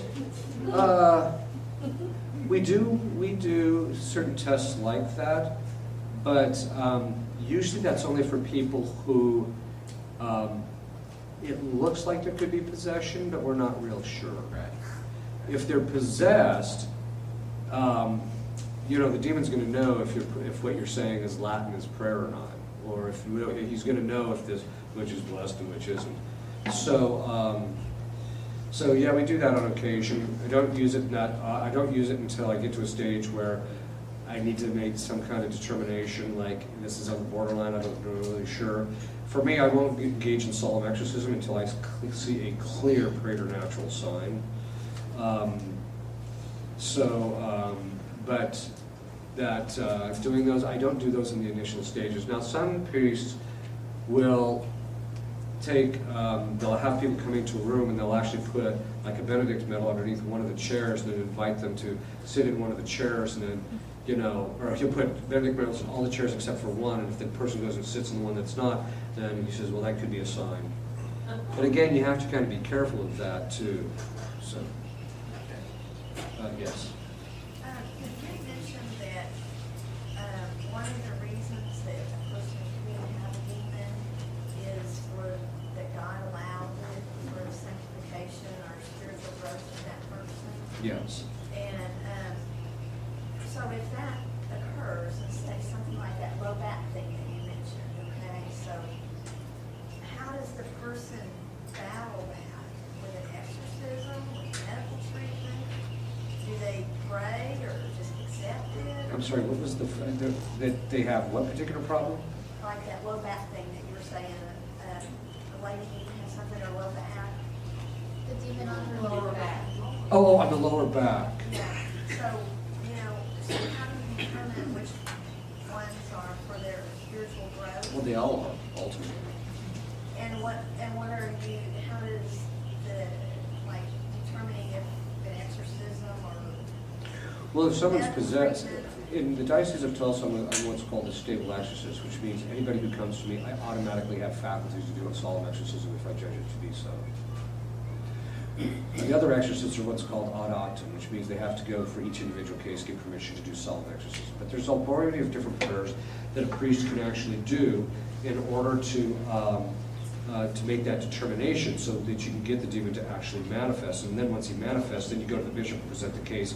And in my experience, there's only been one bishop that I presented the case to, and he just says, well, I'm not going to do this. I said, what? He says, well, I've never given permission for this for the 12 years I've been a bishop. I'm not going to start now. And I'm like, well, why not? He says, well, I believe in the devil, but I just don't think he's in my diocese. Like, okay. So the point being is my experience is that the bishops, if you present, first of all, the bishops choose a guy they can trust. So they already know from their experience with you, the people that you bring to them, your success rate, whether people were liberated, whether they turned out to be actual possession cases. But I never knew the bishop had asked for faculties on this. I was really certain because I saw some clearly preternatural. Now I don't have to worry about it so much, but I still don't proceed to solemn exorcism until I see that. But you can do other things in order to get it to get the demon to manifest, and then from there you can make the determination just through other kinds of prayers than exorcism. So if like a demon is causing a physical condition like that, that's supposed to be assist with that person's strengthening of their character. So should the person, if they think that that's a possibility occurring, seek medical treatment to try to resolve Oh, that? yeah. You always seek the medical treatment because demons' influence over you is by degree. So sometimes people can have a medical condition from a diabolic cause, but they may not have sufficient influence to counteract the reactions of the medication. So when they're put on the medication actually works for the person, or will at least help them to some degree. And then once you get the demon out, they get fully healed. But you always seek the medical treatment. So, and that's one of the real differences between the Catholic approach and the Protestant approach. The Protestant approach is you whack the guy in the head and say, don't go to a doctor, you're fine, you're healed, right? The Catholics don't do that at all. In fact, usually before we do any of that, I'll pray over people that have those kinds of conditions just to see if it works. But I always tell people, no, you got to go see your doctor. Never tell anybody not to see the doctor. Yes. My question has to do with same-sex attraction. I have someone in my family with that, and I understand that trauma is usually what brings that about. 99.9% of cases in men and women. So is that also probably demonic? Yes, there is a demon of homosexuality. In men, his name is Asmodeus. In women, it's Lilith or Leviathan, depending on the particular brand of lesbianism. They can cause same-sex attraction, but without the trauma. So, for example, one guy was doing an exorcism where he was a married man, had a beautiful wife, beautiful young children. He was a totally normal guy, never had any traumatic experience in the past. And he says, I keep hearing this name Asmodeus. The demon keeps calling out Asmodeus, Asmodeus. So in the exorcisms, you say prayers to isolate the demons from each other so that they can't empower each other. And so after the session, I asked him, I said, do you have any homosexual ideation? He said, yes, I do. And he said, I have no idea where it comes from. I said, well, now you do. It comes from Asmodeus. However, that is not the case in most people who suffer from it. In most people, in fact, that was a rare kind of thing. There's another question I have to ask you. I come from the Kansas City area. And I'm sorry. No, I actually like Kansas. Anyway, before I moved down here a couple of years ago, there was a group of us who listened to this man who Bishop Ben had talked with a lot and asked him to do this, I can't remember if it's called Liberations or... Oh, yeah. And we were... Like deliverance prayers and stuff? Was it deliverance prayers? Yeah, with people, not actual exorcisms, but Right. deliverances. Is that something that is something that is advisable, or should you leave it to the priests who've been fully trained in all of that? Can you repeat the question? Yeah, it's, in other words, is participating in deliverance work with, say, like lay people and the like, advisable? Is that, rather than, just sticking with the priest? It depends on what they're doing. If they're imposing their hands on your head, or if they are, say, commanding the demons to leave, I highly recommend you get away from them. Because they are unprotected, they don't have the authority to do so, and they're going to get their claw cleaned, and they may get your claw cleaned in the process. I actually know 2 people who became possessed from lay people laying their hands on them. Second, I tell people you're better off just sticking with a priest, or if the bishop gives the deacon permission to do those things, a deacon, because of the fact that the priest has the authority from the bishop to do so. As far as imposition of hands, that should really only be done by a bishop, or priest, sorry. Because a priest and a bishop, there's a funny joke about bishops were going into a council meeting one time, and one of them started dying, and they all started looking around and said, quick, call a priest.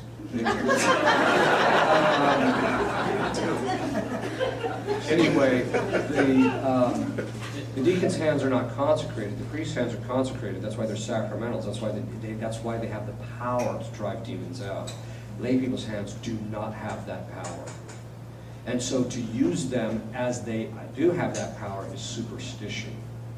Well, I don't think it was anyone laying their hands on this Yeah. person, but it was, they asked the demon's name, and I didn't. If it's a layman, I just don't think that's really appropriate. In fact, the Vatican has been pretty clear they don't want lay people doing those kinds of things. If you're going to deliverance ceremonies where the lay people are just praying with you, not over you, but just praying with you, asking God to help you, deliver you from anything, there's nothing wrong with that, as long as the person's not asking for anything whack. But usually there's nothing wrong with that. It's when they want to start doing the things that are really proper to a priest that's a problem. Yes. You mentioned Lilith. I was reading up on that once because I hear these things. People read the Book of Enoch, and then you come up with a movie like this Noah movie with Russell Crowe with rock monsters, and Lilith is, to a lot of people, real, and they think it really happened. And when I looked into it, I found out the history of it. But what I'm asking you is, well, for your opinion on that, first off, is, was she really the first Eve? Just for your opinion, but I looked up for myself. That's my opinion. The tradition of the church is clear she wasn't. Yeah. So she was always a demon. That's correct. And that's probably where they got it from, because of that type of demon that it is. That's correct. Okay, thank you. Yes. Yeah. Have you ever encountered Native American or shaman spirits who maybe had an open door with a demonic blessing of maybe consecrated males, firstborn males, sons in Native Yeah. American line? Yeah. Not in possession so much. You see a lot. So you see other problems like diabolical oppression, things like that. Yes.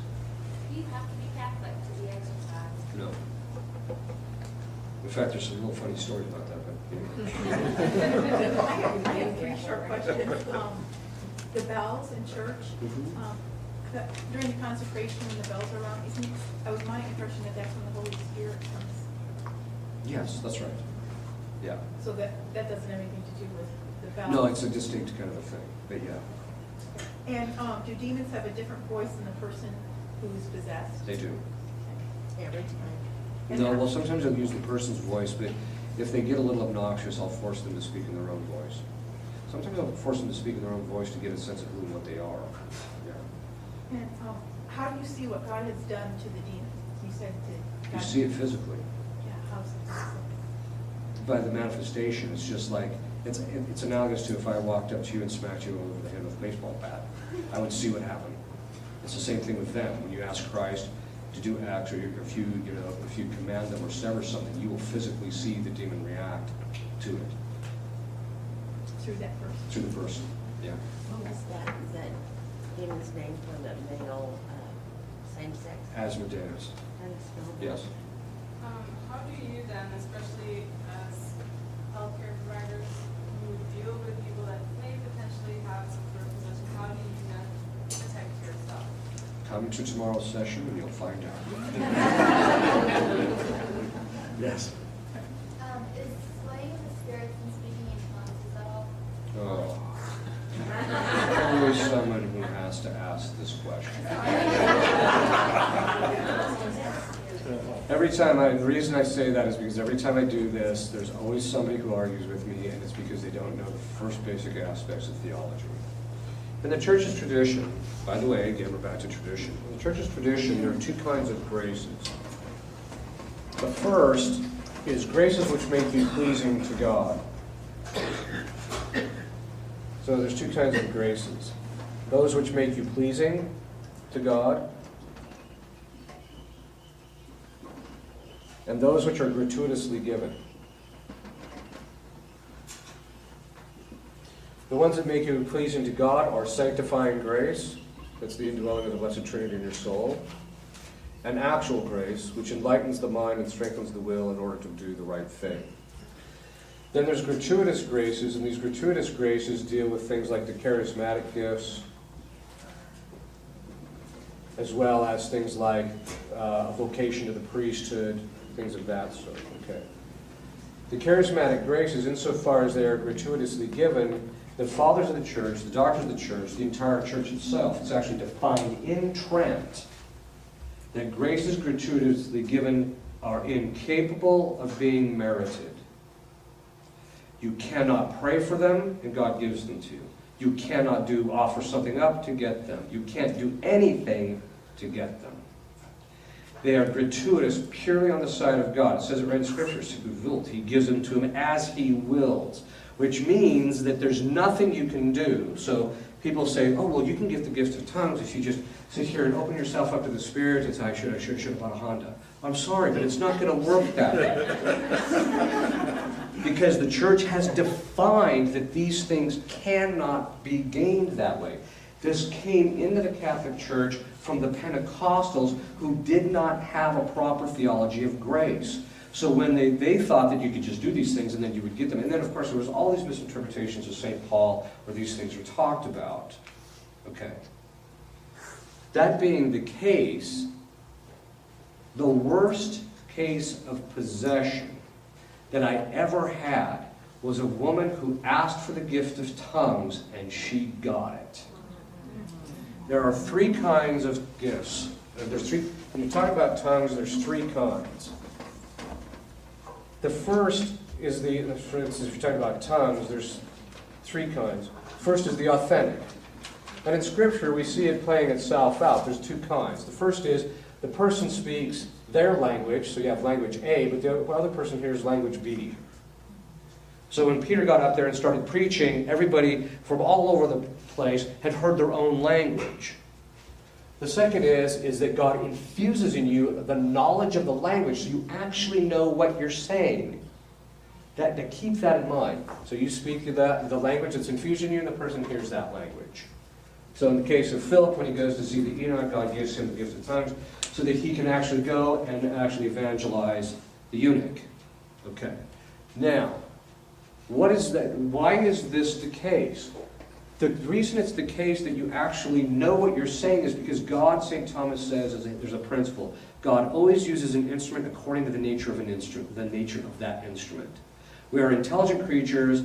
God doesn't use us in a way when we're supposed to be doing something volition or voluntary or speech or things like that sort. He doesn't use us unless we know what we're doing.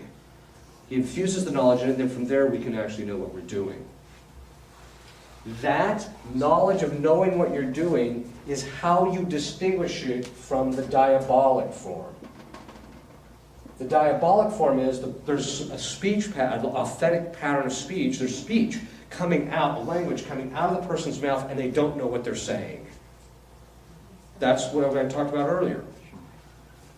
Then there were some human studies where they did some studies where they found out there's a human form. And what this human form is they say it's not even really a language. What they found out is that the people that were doing this, so speaking in tongues, and it was purely human, it wasn't one of these other two, is a person didn't know what they were saying because they weren't saying anything. And they discovered that by close and scientific analysis, that the patterns of speech that they talked with normally as an individual were showing up in the same thing, just a little bit jumbled around. So it was just purely human. That's just purely human. Now, people say, I pray to God in my gift of tongues. Let me ask you this. If someone came up to you and just started speaking in your ear, what would you think? Like, Crazy. okay. Why do they think God doesn't think that? Right? Well, he knows what's in my heart. Yeah, but that doesn't have anything to do with what's coming out of your mouth. The second thing is this is dangerous because doing this, in this particular case, the demon is speaking through the people, but when you say, oh, I just open myself up to the Spirit and then the stuff comes out, there's a name for that. It's called channeling. It's where you open yourself up and let the spirits speak through you. This is one of the reasons why I tell people, that's why this woman became possessed, because it was a superstitious behavior that she was engaging in, and as a result she became possessed as a result of it.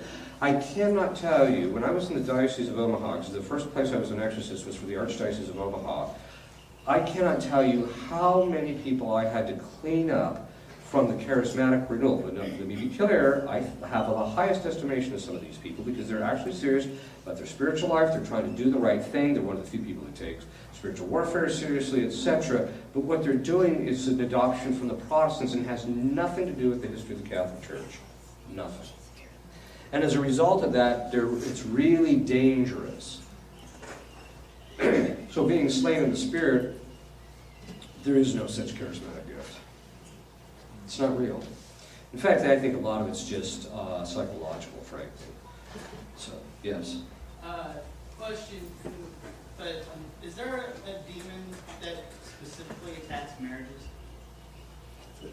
There are demons that attack different facets of the marriage, like the matrimonial union or the fidelity of the spouses or things like that. So, yes.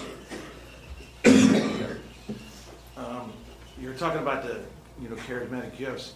One of the things I find just from knowing people is that you have people in Native American, they call it spirit guide, and then you get the Christians and some people even consider themselves Catholic, and suddenly it's their guardian angel that they have a name for. It's Saint Michael, it's Saint Gabriel, it's Saint Raphael, and they act like they're getting sort of prophetic, messages like you're demonized or something like that. And yes. The thing is, it's like, I don't even know, it's like, how do I tell them how to test the spirit? They really believe it, and they put pictures of Jesus on their Facebook page. And oh, there's an easy way to test it, you ignore it. No, I'm dead serious. I just wish I could do something and maybe even That's expose what them. John of the Cross says. He says when you test the Spirit, you ignore it. If it's from God, he'll still continue because he's omnipotent. If it's from Satan, he'll lose interest and leave. In fact, there's a form of diabolical oppression where it's such a high level of oppression that the demons actually chatter at the person even though they're not possessing them or obsessing them. And so you just tell them, ignore it. Just ignore it. It'll go away. And usually does within a week. So the point being is that the other side of it is that, remember when I was talking about how demons have access to your emotions, the cogitative power and all this stuff, the brain, all that. This is why the church has always, always, always said you never rely on your emotions or how you feel or your lower faculties for the determination of your spiritual life, because the demons have access to that and they can make you feel consolations in relationship to things that are spiritually disordered. So you have to be very careful about all that stuff. That's why John of the Cross says just ignore it. If it's from God, it'll still happen. If it's not from God, nothing's going to happen. Yes? How often does a demon actually identify itself, or is that just Hollywood? Actually, in most cases of possession that I've found that last any, more than one session, they usually will tell who they are, usually. Is the name Alistair or anything? I haven't had that guy, but someone might have. Okay.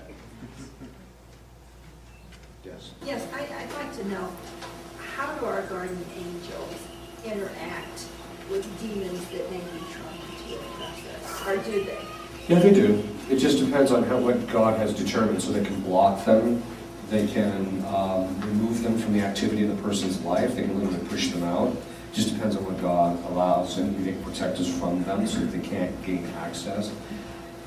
The guardian angels have the capacity to perfectly protect us. It's just that God communicates to them what and how they are to protect you. Well, is it a good idea to have, a devotion to your guardian? Oh, yeah, angel? absolutely. I thank them every morning Oh, and yeah. ask them to. That's one of the real problems. Most people don't have one. I mean, most people go their entire lives never developing a decent You relationship. say But most people don't have one? no, most people don't have a good relationship with their guardian angel, and so as a result, they go to most people don't have a guardian angel. And so they'll go their entire life, they get to the end of their life, and they haven't even developed a relationship with this guy that's been in their life, been with them their entire life. I think that's a little odd. I think everybody needs to listen to, go on YouTube and listen to your one on guardian angels. It's awesome. It's really good. Yes. Yeah. What about wearing the Benedictine medals? Oh, yeah, we'll get into that tomorrow. Yes. If the demons identify themselves, how come the guardian angels don't? Or do they? They do, but rarely. Whereas when the demons manifest, you beat it out of them, they tell you because they have to. They don't want to, they have to. Whereas the guardian angels rarely identify themselves, rarely. Although it has happened, even in my own life, not personally myself, but what happened was one time there was this case where this woman was possessed, and she calls me up and she says, I'm pinned to the floor and I can't move. And I'd already been working with her for a little bit. She hands the phone to one of our assistants that was sitting there. She says, yes, we can't get her to move. And I said, well, I can't talk to you right now. I'm going to have to call you later. Because I was just about to get on an airplane, if I remember correctly. And I'm standing in an airport. I don't think I'm going to be shouting exorcisms into the phone. So what happens is, but you don't shout at them anyway. So what I did is said it was only 1 hour flight. I got off the flight and I called her back and said, you still think? She said, yes. So I said the prayers to get the demon to loosen up, which he did very quickly, and then she says, I have to go. Boom. Now, before I got on the airplane, what I did is I said to the guardian angel of my priest, because when you're ordained a priest, you get another guardian angel. So I said to him, I said, go and tend to her and take care of her. So she gets back on the phone. This is before I got on the airplane, before I actually got her freaked out. So she hangs up. 5 minutes later, she calls back. She said, I hadn't been to the bathroom in 5 hours. I'm like, oh, okay. And then she says, and by the way, did you send the guardian angel of your priesthood to me? And I said, yes. How did you know? He said, he appeared to me and held my hand. She was actually, in other words, he communicated to her who he was. That is very rare. You don't see that happening too often. So some people know their guardian, like Dr. Pugh always saw his guardian angel. He knew it was. Yes. I have two questions. One is just a clarifying about the tongues. You did say that if someone has truly the gift of tongues, they will understand what they are speaking. Same, yes. Okay, the second thing is, because coming from the Protestant world, being like filled with the Spirit and filled with the Holy Spirit is huge. Is there a Catholic teaching of what that would look like, in the Catholic? Yes, there's a book called The Sanctifier by Martinez. Is he accompanied by a demon as well, or would he ever Almost possess always. I've only seen one case where that wasn't the case. And last one, in case of adopted children, can a generational spirit from the adopted child come and cause infestation in the family with the Yes. adopted child? Yes. Thank you. One of the things that I often do is I recommend, especially depending on where they're adopting them from, or if they're adopting them because the parents had specific issues like alcohol or drug abuse or things like that, I'll often recommend, I'll just say, well, the kid is normal, don't worry about it. Because the general principle with demons is if you see something, if you don't see something, it's probably not there, probably not. So if you have adopted kids and you don't notice anything, then I wouldn't worry about it. But as if you start noticing it, you might want to have any generational, take it to a priesthood and break any generational spirits in relationship with it.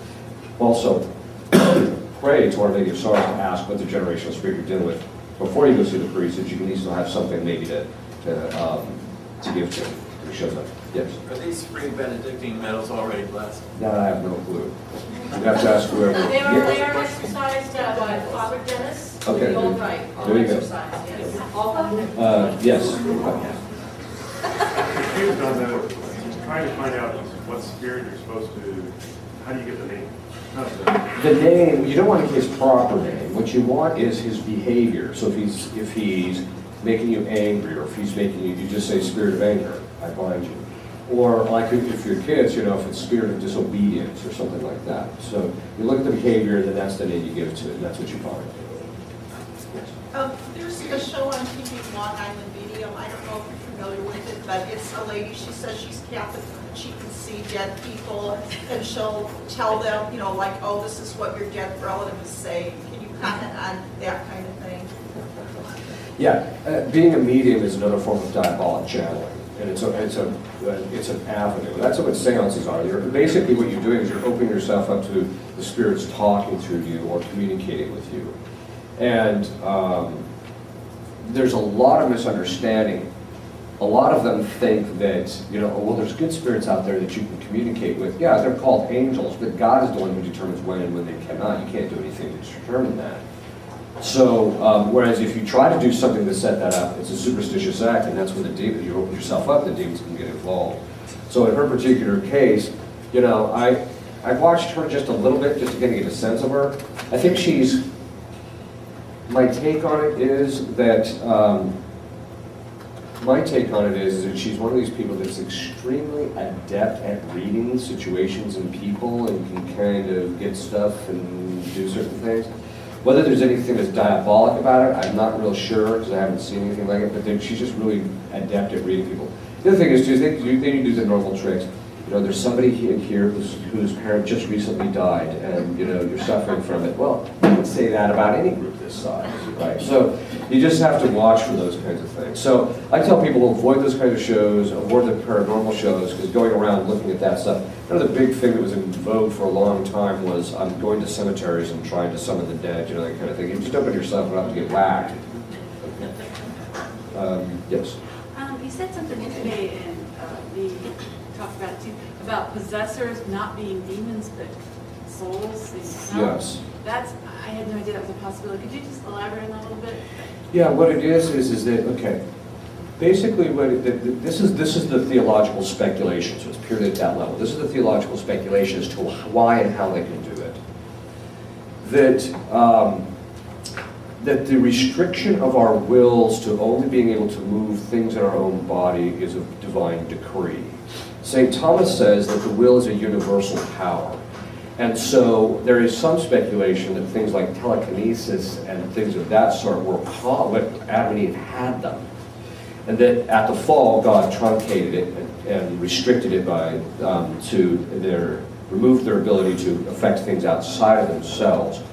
So once you're released from the body, the will still retains that universal power. So it has the ability to affect other material things, God permitting. We know this to be the case because of the fact that Our Lady does it, the saints do it, and things of that sort. So in relationship to enlightening our mind or putting something in our imaginations, etc. Okay. And there are certain instances where angels have actually moved other people's bodies during times of distress or what have you. So we know that those things, angels have.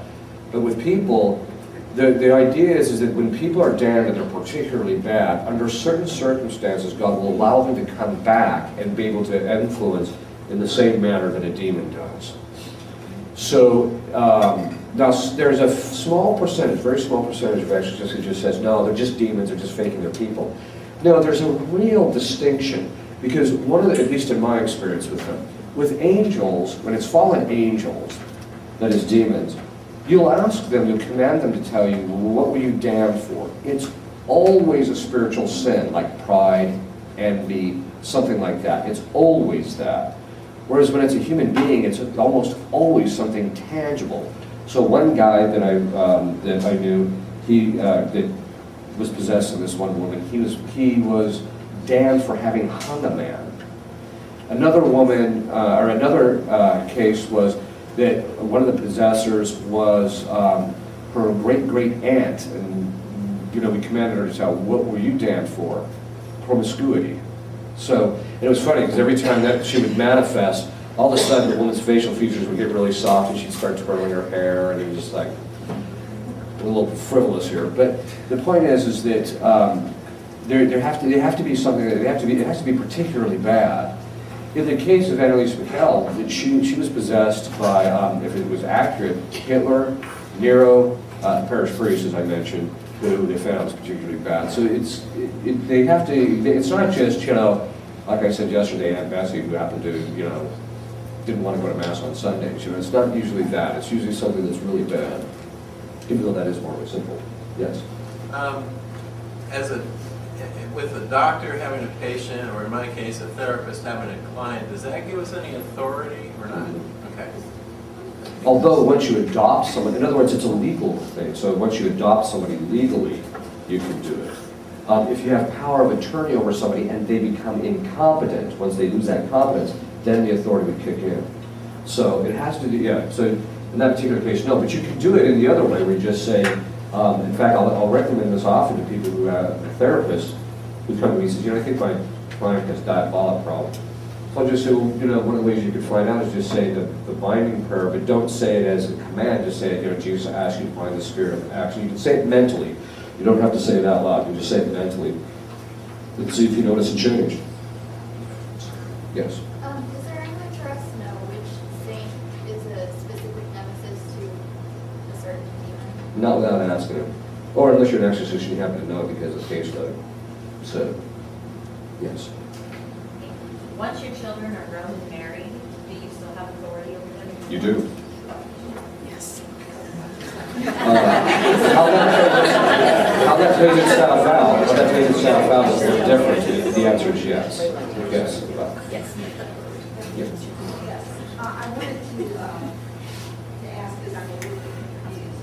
The father has the command over the Catholic. That's correct.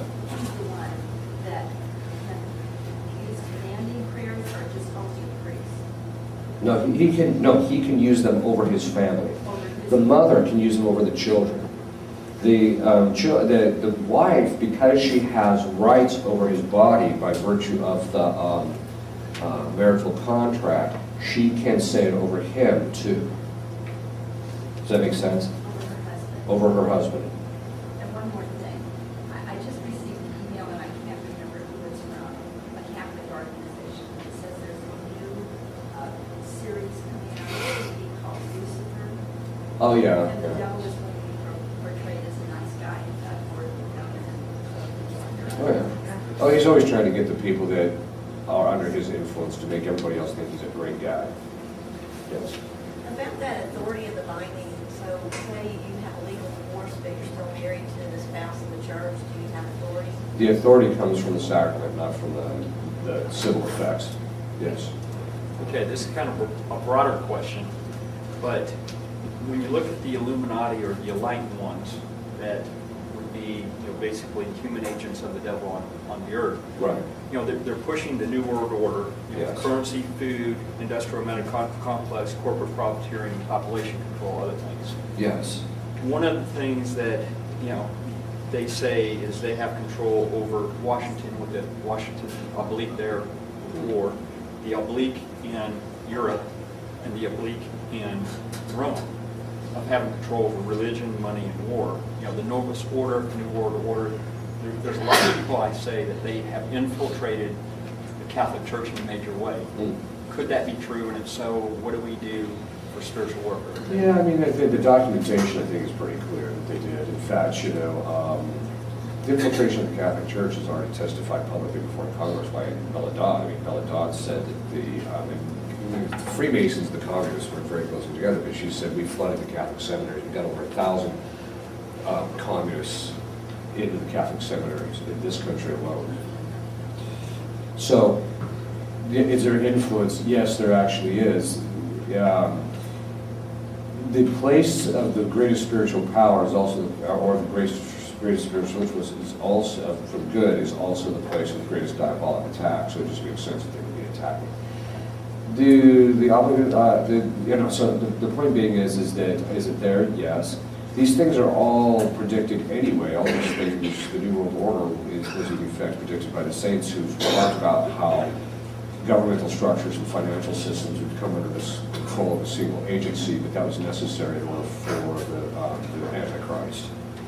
So that's just all that means. I mean, So is it there, the spiritual warfare? Yeah, it's there. You just have to pray to keep yourself protected from your family so that any of the effects of it don't occur.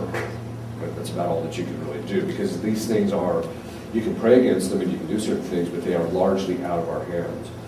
The one thing I keep telling people is, it's really funny. I was a mechanic for about 25 years off and on for my father, because I would go home and I would work with him ever since I was a teenager. But even after I was a priest, he would get busy, so I'd come down and help him out when I was home on vacation. And so I'm one of these guys that just likes working with my hands. So I went and I bought an assembly torch set. And I would go to get the bottles, and I get to the location. I'm in my castle, and behind me is assembling on oxygen bottle. And this guy, as we're loading it, he just asked me, he says, "Hey, can I ask you a question?" I said, "Sure." He says, "What do you think about the way the world is going right now?" And I told him, "It's in free fall." And he says, "Yeah, that's what I've noticed. That since about 2008, roughly, this thing is literally spiraling down with nobody putting any brakes on it whatsoever. There is literally no public agency that's trying to slow this thing down that is effective in any manner whatsoever." And I think that's just kind of generally where we're at. And some people ask me, "Well, what do you think about that?" I said, "Well, I just think it's God setting us up to get spanked. Because we're bad children, and needs to spank us, and it's coming." So what that's going to look like, I don't know. I really don't want to speculate too much on that, so, yeah. When you're doing the exorcisms and everything, you're saying you're speaking to the demons. Are they speaking through the other person's voice, or? Sometimes it's their voice, sometimes it's the demon's voice. Or? I've only heard demons speak directly to me without any kind of physical agency once. They usually don't do that, and Christ restricts that usually. So what they do is they'll move the vocal cords and stuff and actually speak through the person. So, yeah. Would I have authority over my nephew who comes to stay with my husband and myself every summer? He comes from a broken home, divorced parents, and my brother's on the road. He's a trucker, and so he's not in the house with us. So he gives us charge over his son. So would I have authority over my nephew? Not the spiritual authority that would let you do the binding prayers. Okay. How? By commandment. So you just ask Christ. Do the asking. Right. Okay. Yes. Well, in response to her question, could she ask the father to extend his authority over her? No, it's not delegatable. Okay. Yes.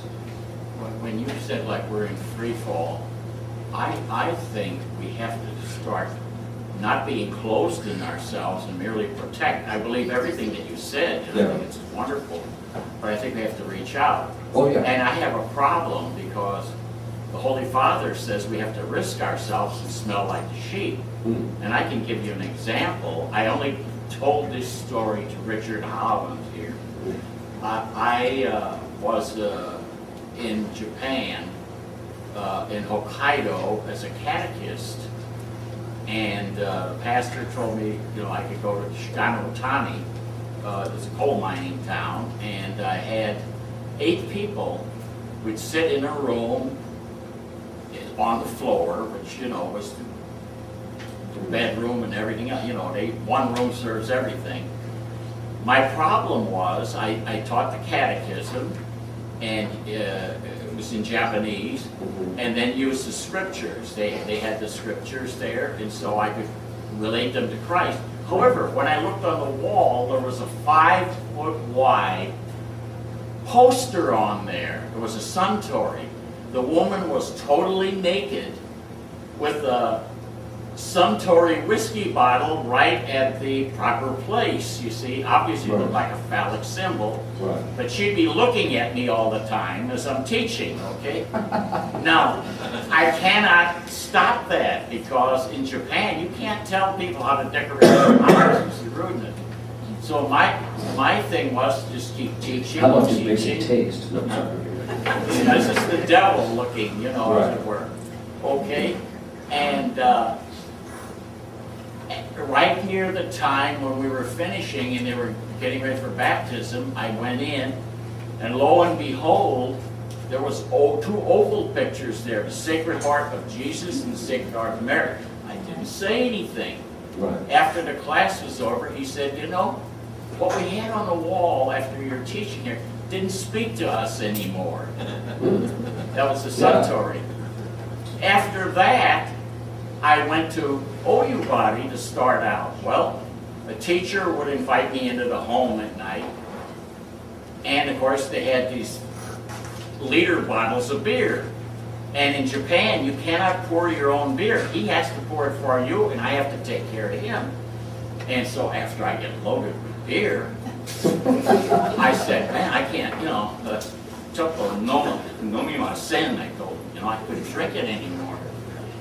Well, he thought I wanted whiskey, so I'll come to Suntory. The wife was the Suntory lady now, clothed, however, and I had this whiskey.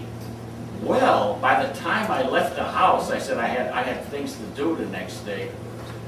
I was radiating. I had to walk in the snow. Now the snow was 2 meters deep, and we boarded up the windows on the first floor.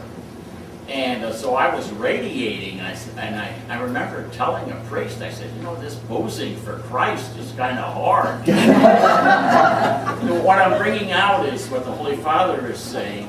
You kind of risk yourself a little bit, and that side can wear you out. You know what I'm saying? And I never was told anything about the devil, I believed in the devil and angels and prayed. Yeah, I mean, it's true that you have to, okay. There's a distinction between, you don't risk your family. But it's true that it's based upon our own particular circumstances, that we might be in a circumstance where we do have to go out of ourselves in order to help somebody.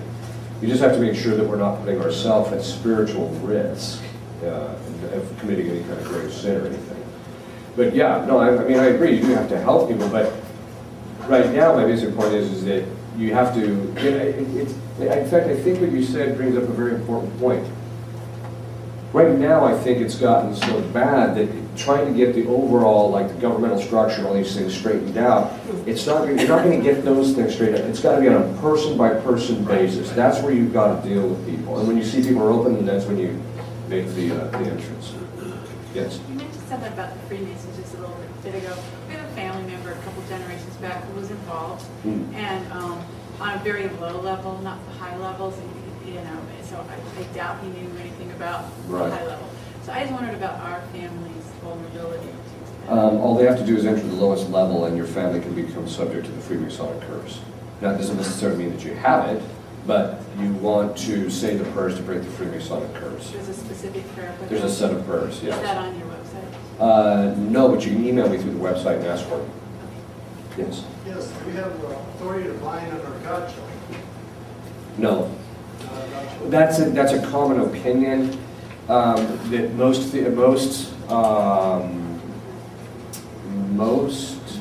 because the godparents' role is to correct, not to command.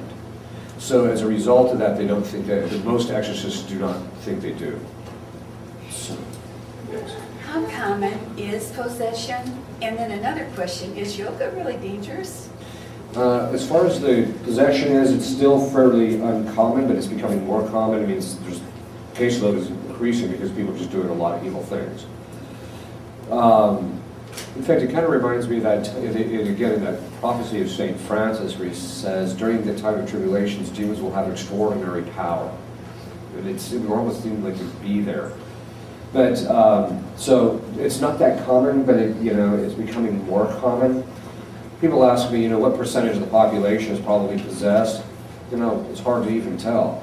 Like I said, only 3 out of the 150 people, and that was after a vetting process last year that we looked at, were possessed. So it's not, again, it's not very common. Diabolical obsession, though, I think is very common. It's in the sense it's not like diabolic temptation, but somebody asked me one time, well, what percentage of the population in this country do you think is diabolically obsessed? I said, somewhere probably around 25%. And we personally, the exorcists tend to think it's because of the rise of pornography and things of that sort. Then, it was shortly after I said that, about 2 weeks after I said that, they came out with a study and said that 22% of college graduates and basically the general population have either seen or are currently seeing a psychologist. So it's about the same kind of a statistic. As to yoga, yoga is if you, and don't kill the messenger, I'm just telling you what the experts in the history and the practitioners of yoga say it is. They make it very clear that the stretching and the positions in yoga are actual representations of Eastern deities. It says more than once, both in the Old Testament and in the New Testament, it says all the gods of the Gentiles are demons. It's totally true. Basically what they are is they're representations of demons. I have seen people become possessed through practicing yoga. A lot of people say, well, I think it's fine. There's not, I'm just telling you, this is what the thing is in its representation. And so it's an open door. Objectively speaking, it's an open door. So I tell people, avoid it. Yes? Are Jezebel, Delilah, Apollyon the Destroyer real demons? Yes. I went to a graduation party and they rented the lodge at the Freemason place. Did I open myself up to infestation by going to that party? Yes, I've noticed something. Speak to me after.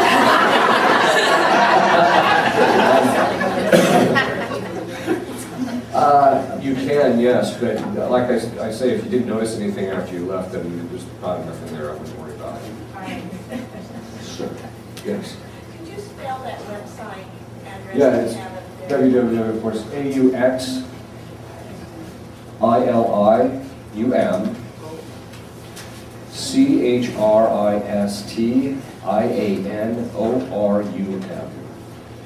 It's the invocation of Our Lady as help with Christians.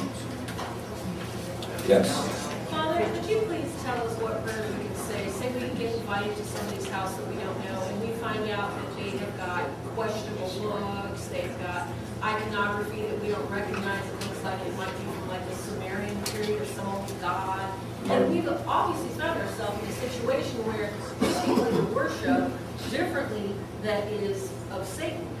After we leave the premises, what prayers specifically should we say to protect ourselves from exposing ourselves to something like that? Well, there's two things. I think one is just ask your guardian angels to guide you so you don't end up going into houses like that. The second one is while you're there, so if you see something, just say, Michael, please, protect me, and ask Our Lady to protect you. And usually it will work. So, okay. Yes. When we say our prayers, say to the saints or to the angels or even this, and we say it to ourselves quietly, can they hear, understand? Yes. The way it works is this. Our thoughts are shrouded from all other intelligent creatures except God. And then God can reveal it to specific people, except God structured into the very nature of angelic communication and also human communication, but it's currently restricted at the moment under certain circumstances, that if you, by your will, direct your thoughts to another intelligent creature or to God, that person hears it. So we can pray for our loved ones in heaven. Yes, you can pray to them and they'll hear you. Even in our quietness and our angels. Yes, it can be done just purely mentally. We can make this command even within ourselves without saying it out loud. That's correct. Thank you. So, in the next life, God will lift the veil and you will see even what's in people's minds. So, yes. So are there any prayers that to be effective need to be spoken out loud, or can they all be prayed mentally, like the auxiliary Christian arm prayers and stuff? It just depends on the nature of the thing that you're dealing with. Usually,